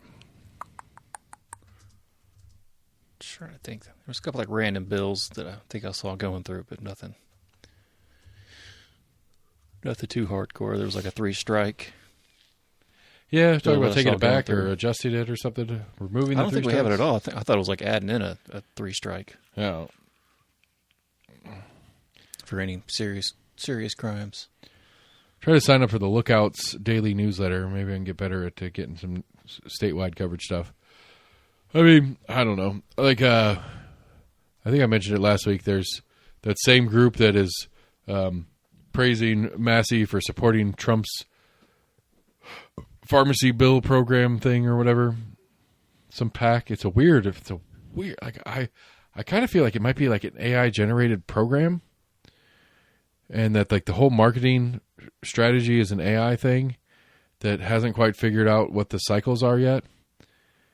Because the first ad I saw it was a Becky Massey supported blah blah blah state bill whatever, and by doing so she's supporting Trump's Trump RX plan or whatever it is like that. Yeah. But it was like very like, you know, like structurally and textbook, like this is a PAC ad for a candidate. But it's Trump and Becky Massey, neither of whom are on the ballot. Who is this PAC ad for? I'm very confused. Becky did put a statement out on it. She's like, I have no idea what they're talking about. I voted on that bill the way I planned on voting on that bill because I thought it was the right thing to do. I don't really have control over these PACs using my voting record as part of their advertising. It's like, well, fair enough. However, it is kind of gross and weird, especially because you're not in a campaign right now. It could just be more of just like a party thing of like, hey, look and see what the GOP is doing. Well, it's not, because I'm pretty sure, I might be mistaken, but I'm 95% positive that the same PAC on the same bill is going after Richard Briggs for Richard Briggs is a rhino. He didn't do things to support Trump's RX, whatever. Right.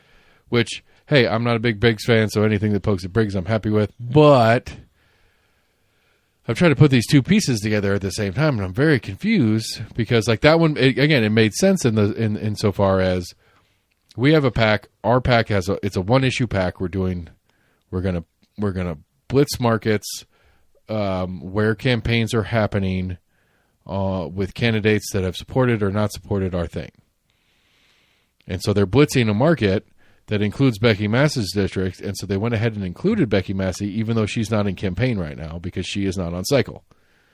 But they did do Briggs as well because he is. And I don't know if it was one of those they screwed up on the Becky one. There was no point in doing the Becky one, and it was just, again, I feel like AI had constructed, like it feels to me like AI constructed the whole campaign. And was going out and pulling any state senator or state legislator from around the country, was pulling them out, how they voted on a bill that affected the thing that they cared about in their own state legislature, and then created because I wouldn't be surprised if the entire ad was AI generated to boot, because it was stock footage of Briggs talking on the floor. It was still pictures of Briggs that kind of slid on screen. They weren't supposed to look like he was moving. It was like, this is a picture of Briggs, usually some fucking foul-faced version of him instead of a nice-looking version of him. Briggs doesn't help himself out by doing selfies on his patio overlooking Covenant Health Park, by the way. He bought a condo on one of those buildings. Yeah. I don't know. That doesn't feel very man of the people. I don't know if Briggs ever ran as a man of the people. But that's not his district, I don't think. I think that's actually your boy, Old McNally's district, is what is the stadium's in, I think. I'm not sure. I'd have to double check the maps. Because McNally comes in and carves out a big chunk of downtown. Does he? Okay. I was thinking it was more on like the north side of the county or something. No, like his whole gerrymander was to bite the city of Knoxville, to bite a piece of the liberals in the city of Knoxville out.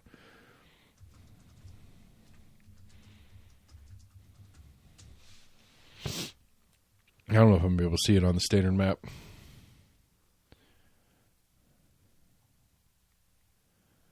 Yeah, you're not helping. Come on. I need zoom. Zoom it. No, I don't want the congressional districts, you dickheads. Tennessee State Senate districts. Here we go. Got to download a PDF version of this. Come on. Yeah, the top right. Right there? Or scroll up a little bit. No, on the one you're on, if you scroll up a little bit, I think it shows. Yeah, right there in the top right. Yeah, that's I'm not 100%. It's on like a little island. Yeah, I'd have to see it. I'd have to see it on an overlay. Like Randy McNally has like a peninsula that juts in and takes a chunk of downtown, and then takes a chunk of the west edge of the county.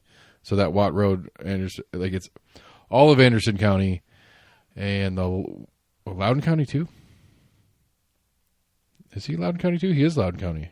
Loudoun County, Anderson County, the north edge, the northwest side of Knox County, and then a weird little chunk. Look how small Briggs District is. I didn't even realize that. I didn't know Massey's was that big either. Massey's district is huge.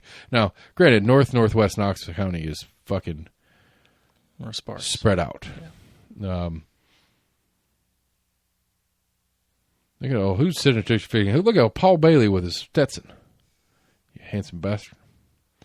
Paul Bailey in Cumberland County, Putnam County, Jackson Smith, White County, and Van Buren with his Stetson on. You handsome bastard. I'm sorry. I'm looking at this map. This is comptroller.tn.gov. Hey, comptroller, that's your favorite. I'm looking at this comptroller map, and we're just kind of poking around looking at the different parts and pieces, and I'm looking at all the pictures of them. Is there anything about these pictures that jumps out of you other than Mr. Stetson that we mentioned a second ago? More topically of who we've been talking about. Oh, old white people?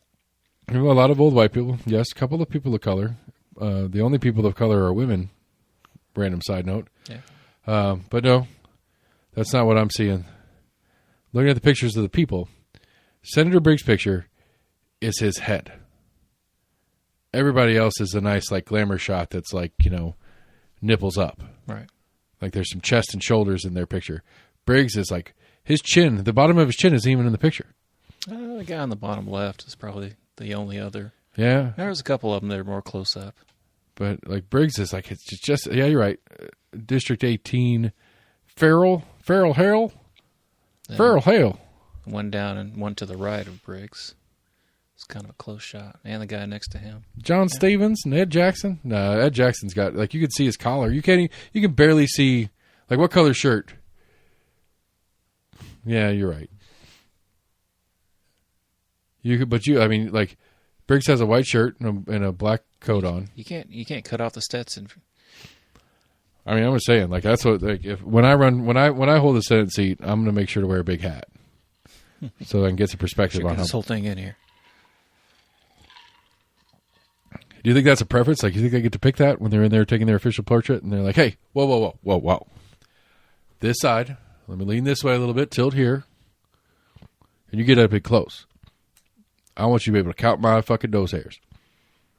I think they get some say. It's probably more like their press person probably gets to pick out of a set that's floating around. Like a set of 5 or 10. Yeah. They're like, all right, let's use this one. What a dumbass thing for us to be talking about in length. Well, old Senate District 30 there, Sarah Kyle, she looks like a bodiless head. She's one of those heads in a jar from Futurama. That's what her picture looks like. Where is District 30? Way out west, I assume? No, 28, 29, 22, 24, 32. Is that part of Shelby? Is that Memphis? Yep, that's a big chunk. That's a chunk of Memphis. I'm sure that is worked out, and that's all the Republicans that are in the Memphis area are all hers. I don't know. Maybe I'm being something, but Sarah Kyle does not look like a Democrat to me.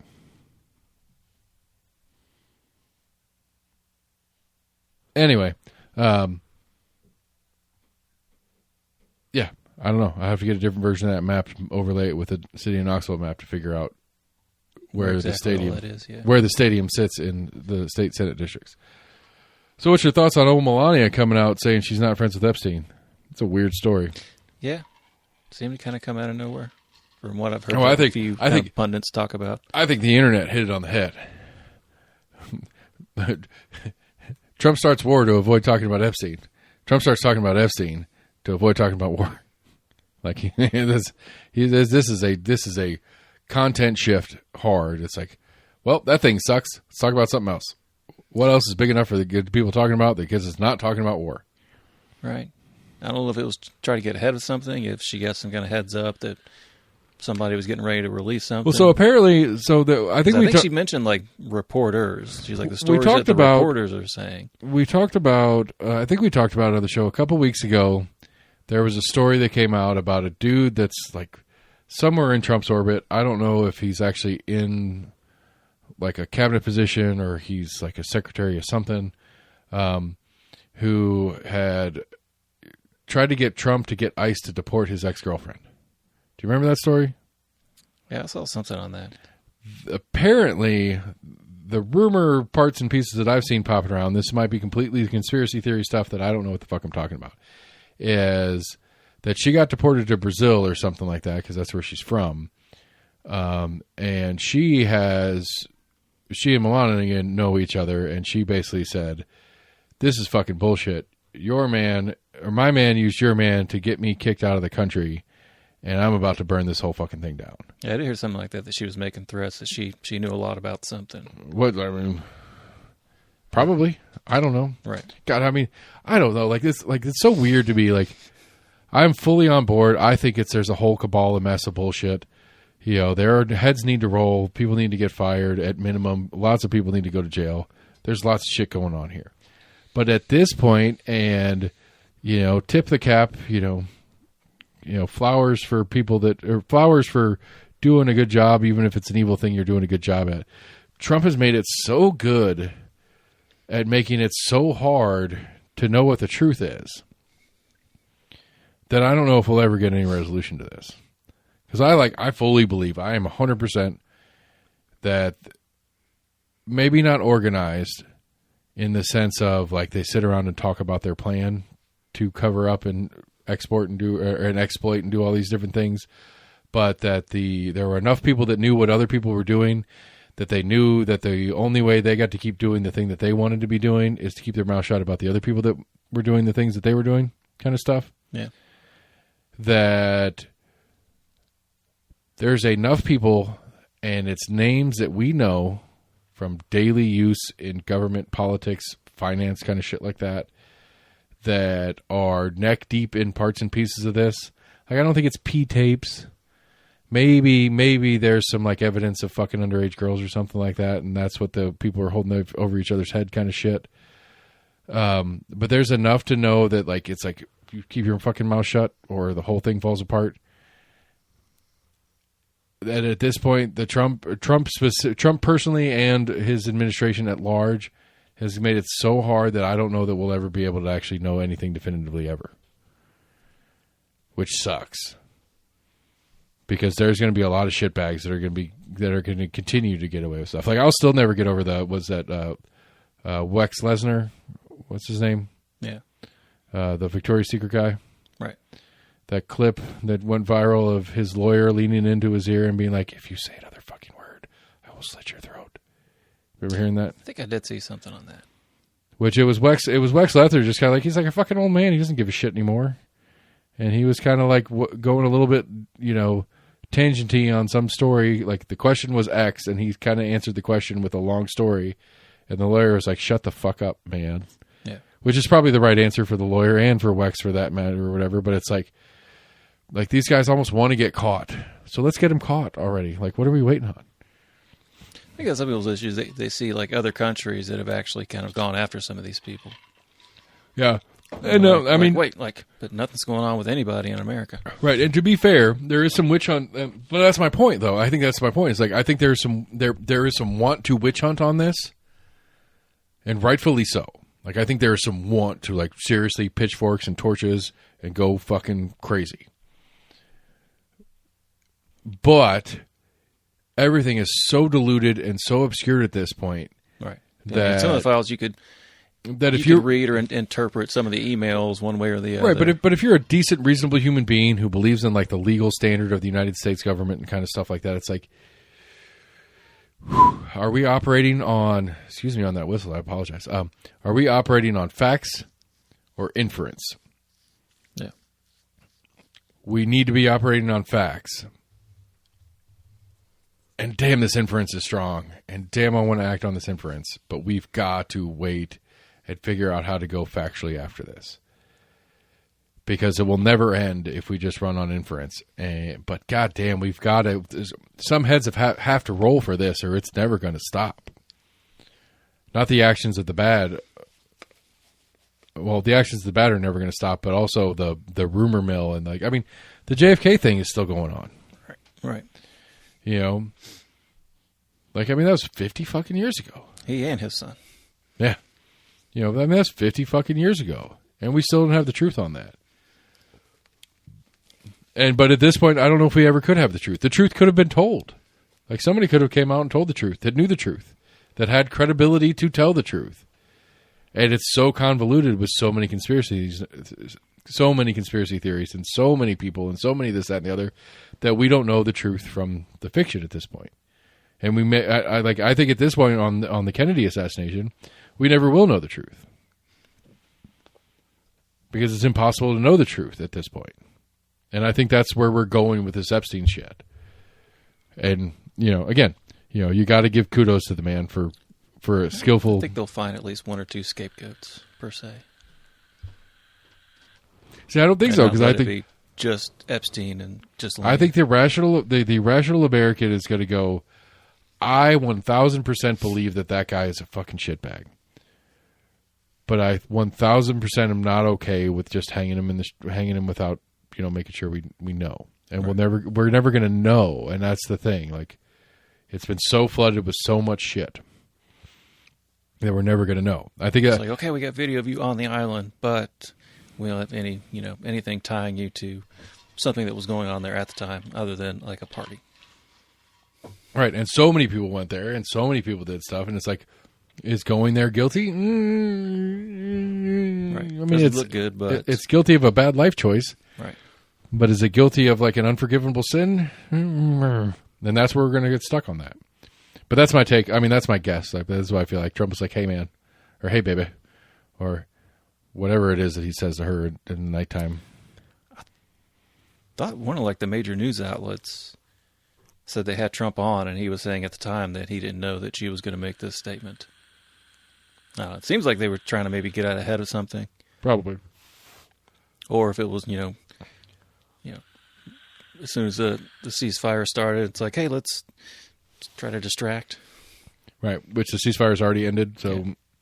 Because apparently, I guess, like, her press people or whatever, like, reached out to all the major networks and was like, hey, we're going to do this, like, special news conference. Everybody's got to put it on their TV. I mean, it was obvious that they wanted to make it a big deal out of it. Yeah. I don't know. It's got it. Fuck. I saw somebody was like reading off like one of the emails, and she was like, "These emails were just cordial stuff." And I was like, "You called her G, and she like said some other kind of like endearing term to you." And then kind of like inferred that like you guys talk on the phone often enough. It's like, "Oh, I'll give you a call when we're in town." I don't know. Like, again, it's kind of inferences, but it didn't sound as non-serious as. Yeah, fair enough. Like but her that being said, so like, we just ran in the same circles. I was just responding to her email. It's like, well, it looks like you emailed her directly. It wasn't you responding to her email, or vice versa. But again, like I talk to a lot of people, and I practice. What do you want to call it? Informal terms of endearment as a way to get through not remembering somebody's name or something like that. Right. I mean, I'll legitimately just be like, "Hey, man." Or what's up, buddy? Or something like that. Right. And it's a way, I don't know, I don't know. I guess it's manipulative. Like, I don't know. I'm picking a fight with Blue Cross Blue Shield right now, and I'm like, Hi, good morning. How are you today? Hope you're having a great day. I want to be your best conversation you have on the phone today because I'm sure from time to time things get rough for you. I don't know this fucking person, but I have a want out of the conversation, and I'll kind of manipulate who I am to them to try to get my own ends covered. Or, Melania's in on the whole fucking thing, and she's just a fucking piece of shit. I don't know. I'm just saying, like, it's hard to, like, especially in text, whether it's text or email. It's especially hard to break that shit down in text or email. Like, what is the tone here? Like, what's the actual tone? Right. Have you seen that Key and Peele sketch? You ever seen that one? Which one? It's Key and Peele, like, they're texting each other, and it's like Key texts Peele, and he's like, "Hey man, are we still getting together tonight?" And Peele's like, "Yeah man, I can get some drinks or some food or whatever." And it keeps going like back and forth, and it's like, well, it's kind of joking about how the tone makes a difference. It's like, "Hey, we're still getting together tonight." It's like, I don't know. Are we? Whatever's fine. Whatever's fine. Fuck you, man. Oh. And like, I mean, it's a good sketch. Like, I can't recreate it to save my life, but it's essentially, essentially like the actual words are a text conversation that people have. But like, if you're reading what somebody else has written and you're reading a tone into that isn't their tone into that, it's very easy to miss. Like, right. Because like, again, like the I don't know, I'm down, whatever. Well, like, whatever can very easily be like, whatever, chill, cool, whatever, cool, or but whatever, and also be like, whatever, I don't fucking care. Like in a mean way, like whatever can go either way and that kind of thing, and that's what's kind of spiraled this whole thing up. It's a great sketch. Anyway, yeah, let's get weird.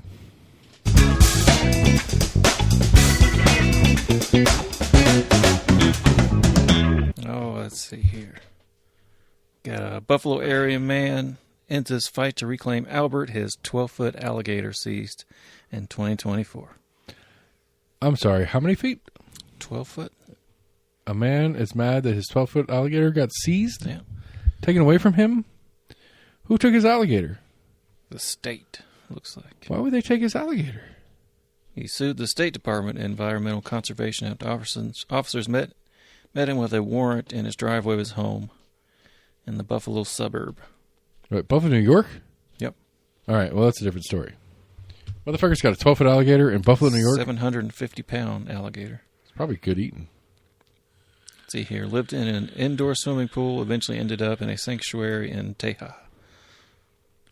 He sued over the state's denial of a license to keep Albert, but the 66-year-old man said Thursday that legal action had consumed his life for 2 years. With no quick end in sight, he decided last month that he couldn't deal with the exhausting battle anymore. I mean, look, man, how much? 66 years old? Yeah. That alligator is going to outlive you by another 66 years. Alligators run long. Yeah. But I think more so in the wild. I don't know about in cats. But, I mean, still, end of the day, right? That alligator is going to outlive his ass. Who's going to take care of that alligator in the very specific controlled environment? I don't know. Fuck you, state. Give the man his alligator back. I guess state has something in what there. What are we talking about? Like, keeping realistically, animals classified as dangerous. Like, what? Like, is there concern? Like, is there real concern that the alligator is a danger to the community? Like, what precipitated this seizure of said alligator? What precipitated it? Yeah, because fuck you, stitchy neighbors. I don't give a fuck. I say that, and I have an asshole dog. Yeah, I'm not sure how the state found out about it. Every time my dog has been an asshole, I have paid for the damages my dog has done. And I've put forth effort to make sure that I don't have to pay further damages. Right. I put up a fence, not because I don't want my dog to eat your fucking dog. I just don't want to have to pay for your dog when he does. There's a distinct difference. True. Like, yeah, old man, you're responsible for your fucking alligator. Keep it. Man, I'm getting hardcore libertarian all of a sudden. I'm sorry. I don't know. Like, there's an animal rights angle here that I kind of want to give a fuck you to. There's a whole part there's a couple of different parts pieces of this that I kind of want to hate on. But it's like, does that alligator give a shit? Oh well, now the alligator's in captivity in Texas. Alligator's fine. Doesn't give a shit. Might be a little sad. Animals have feelings too. That's true. He might miss his dad or his buddy or whatever the fuck the relationship was between him and his old man. But I'm just saying, like, is the alligator better or worse off? I don't know. At least it had like spinal issues, was kind of blind in 2 eyes. The alligator was? Yeah. Probably because of what he's been eating his entire life, because he's been in captivity with this weird old guy. But some kind of indoor pool. So our cat has killed at least 2 birds this year already. I had to pick a bird up off the floor right there underneath your feet. Brought you in a gift. Yeah. They do that. Yeah. And it's funny because we got a nest right outside the door here. And that mama bird is very vocal about her discontent with said murderer roaming her neighborhood. Yeah. I had a cat that used to get attacked by the birds. Yeah. So we'll set him, like, I'll have the door open and it's good for the cat to get outside too. I don't necessarily want her killing things, but it's good for her to get outside. But that door's open, and 2 times I'm sitting at my desk and that door's open. Dogs coming in and out, whatever. And I'm sitting at my desk and I was doing some fucking taxes because if you don't have your taxes fucking together, people, it's Wednesday. Get your taxes in. Doing some tax shit, and like it dawned on me that I'm just like there's loud bird noise. I was like, oh shit! And I walk out there, and the cat's right there, looking up at the nest. Like, get your ass inside. Leave him alone. Get her inside. Chase her upstairs. She goes upstairs somewhere. I sit back down. Leave the door open because it's a beautiful day. Getting this fresh air in the house. Whatever. Like 15, 20 minutes later, that mom bird's out there screaming. I'm like, shit. Go out there. Chase the cat back inside. Shut the door. Then I got to finish my taxes in silence. But this mom bird has figured it out. It's like she's smart. She's figured it out. She gets loud and obnoxious enough. It bothers me to get the thing that's going to kill her kids out of. She calls me to make sure to protect her children, I guess, and she's figured out that it works. Maybe. Yeah, maybe. I mean, she might. Well, no, the 2 that we found are definitely not of that species. So, because the one that I found today was a baby, but it was bigger than the mom. Okay. And so it is a nesting bird. It's a bird. It's a fresh bird, newly hatched, but it is a larger breed of bird that she brought in the house. Right. Whom apparently has a nest that is lower and more accessible to her. So, anyway, that bird can see what's going to happen. Knows what's coming next. Well, I mean, plus it's like genius nest build. We've got the canoe that we got hung from the deck. Okay. And it's in the very nose of the canoe. Like, there's no way the cats get up there. Right. Like, legitimately no way. And so, are bad for letting her build that nest there for a number of reasons. But that nest is a good spot that she ain't going to get. She ain't going to worry about no cat in that nest. She does have to worry about the cat getting close enough to be scary, but not actually damaging.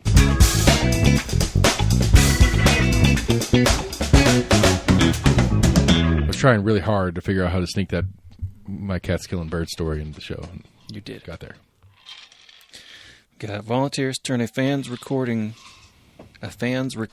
of 10,000 concerts into an online treasure trove. Like good recordings? Are they good? Do they sound good? I started in 89. Probably don't sound good. Cassette deck.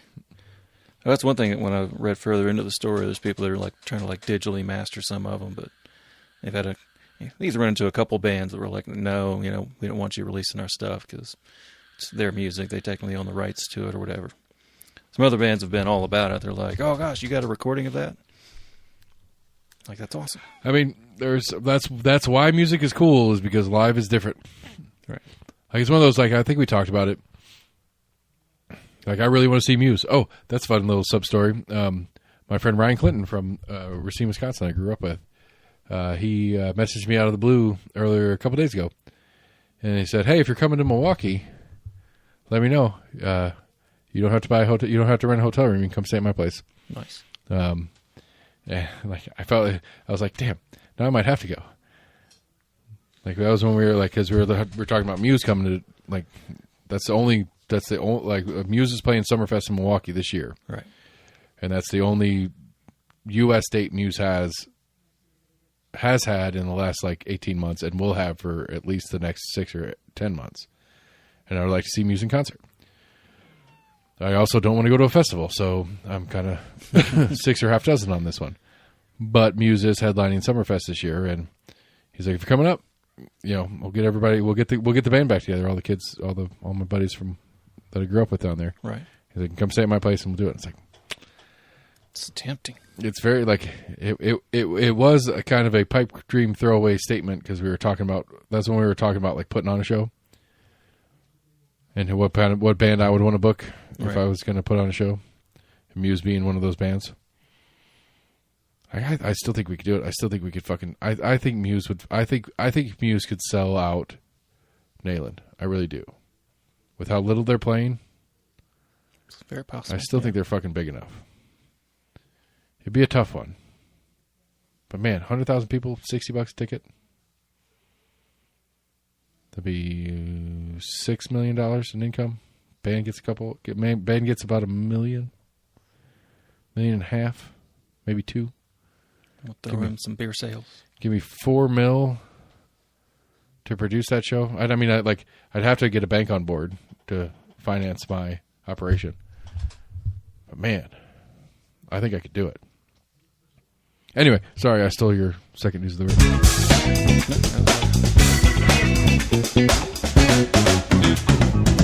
Wait, what was the second one? Did I already do it? Yeah. What was the second one? Of band recordings. Oh, yeah. It's been recorded. Well, I still stole recordings. We were talking. They've got a bunch of people that are... Any good shows? Like any shows that I would want to hear? I'm sure a handful, yeah. So you got an early one of, I guess a really early, of Nirvana. There's got some R.E.M., The Cure, The Pixies, Replacements, Depeche Mode, Stereolab, Sonic Youth, Bjork. There's like an old, like 1990 Fish show that people were excited, I guess. No, I mean that's Fish culture right there. Right. Like they're one of the bands that love it because that's their thing. Apparently, it was like a previously unreleased one, or one that not many people had known about. Previously uncirculated 1990 show. Yeah. Yeah, the jam band culture is all about that shiz. Yeah, because they'll play something into another song, song. Right? I mean, but again, the jam band culture specifically, because like there's no set and there's no version of a song that's ever the same live. Generally, yeah. You know, like sections of songs are right, but like for the most part, you know, like it is a very unique show, which is cool if you're into that kind of thing. I think that's one of the things that, you know, Big Ears kind of held on to, and like they make some like, you know, that was it the Buddy Rich? What was the guitar thing that we talked about? The one that Super Jam. Duet. The Super Jam. Well, it was the one that there was the Sunday show. It was the guy. God damn it! It's some legend guitar player, whom his guitar tech. Oh, that's right. Like when he died or whatever, he inherited a bunch of his gear, and like he set up his gear for a gajillion shows, and so he just comes, sets it up, and turns it on, and there's that hum. It's the legendary hum of whatever guy. Yeah. And that's the performance, which is kind of, you know, on the surface is kind of lame, but it's still kind of neat if you're into that thing, especially if you're like super techie about like, I mean, I've met plenty of guitarists and musicians that are like, you know, like the settings are all that matters. Yeah. Like that's one of my favorite Tom Morello quotes. Is like, he's like, I made the decision not to be that guy. He's like, I had this amp, I had this pedal setup, I had this guitar. I put a Sharpie marker on where all the different dials are supposed to be, and that was it. Never changed it for the entirety of his Rage Against the Machine career. Once he picked that up, he's like, this is my sound, period, end of story. I'm not going to fuck with my sound, I'm going to fuck with my playing skills. Yeah. And my combination of pedals and whatever, but I'm not going to fuck with the actual settings of anything anymore. And but he made a signature sound out of that, and that's the way it is. And so it makes sense to me that and if you're a fan of that guy or that genre or whatever, it's that hum is a special hum if you want to get down to it, because that is that guy's combination. That's his EQ settings on his amp with his gain and his volume and his this and his that, and then it's this cable that goes to this pedal board and this combination of pedals and their settings and this, that, and this, and this, and that, and this, and that. And then it's to this guitar tuned to this setting with the volume knob here and the tone knob here and the pickup selector here. You set that down, and that is the beginning of the thing that made this legend. When you saw that legend perform, if you got the chance. And if you never got the chance, but you know who that legend is, you get to at least hear his hum. Makes sense. But then that thing that they did at Big Ears this year was they set all that up. They made the hum go, and then they invited all the other musicians that were in town for the event to come hang out and jam on that hum. Put your help spit shine the hum with your sound and your thing on top of that, which is a one-of-a-kind, unique thing that will never happen again, never happened before. And for a couple hundred people hanging out in the old Greyhound bus station, they got to be a part of that. And that's neat. It's cool. Definitely. And, having a good live recording of that might be something interesting and worthwhile to listen to. So, I don't know. I have mixed feelings on it. Intellectual property is always a hard one for a lot of reasons. But, yeah. If the band's cool with it, especially, I can appreciate the idea of checking in, double checking, be like, hey man, I did this really good recording of your guys' show back then. Would you mind if I shared it with people? Right. Yes, I would. Then no, I won't share it. So that's that. Last word, last call. Anything else? There's something with music, I guess, like iPods or something, are slowly making a comeback with people that are trying to, I guess, listen to music, but not have to listen to it through their phone or whatever.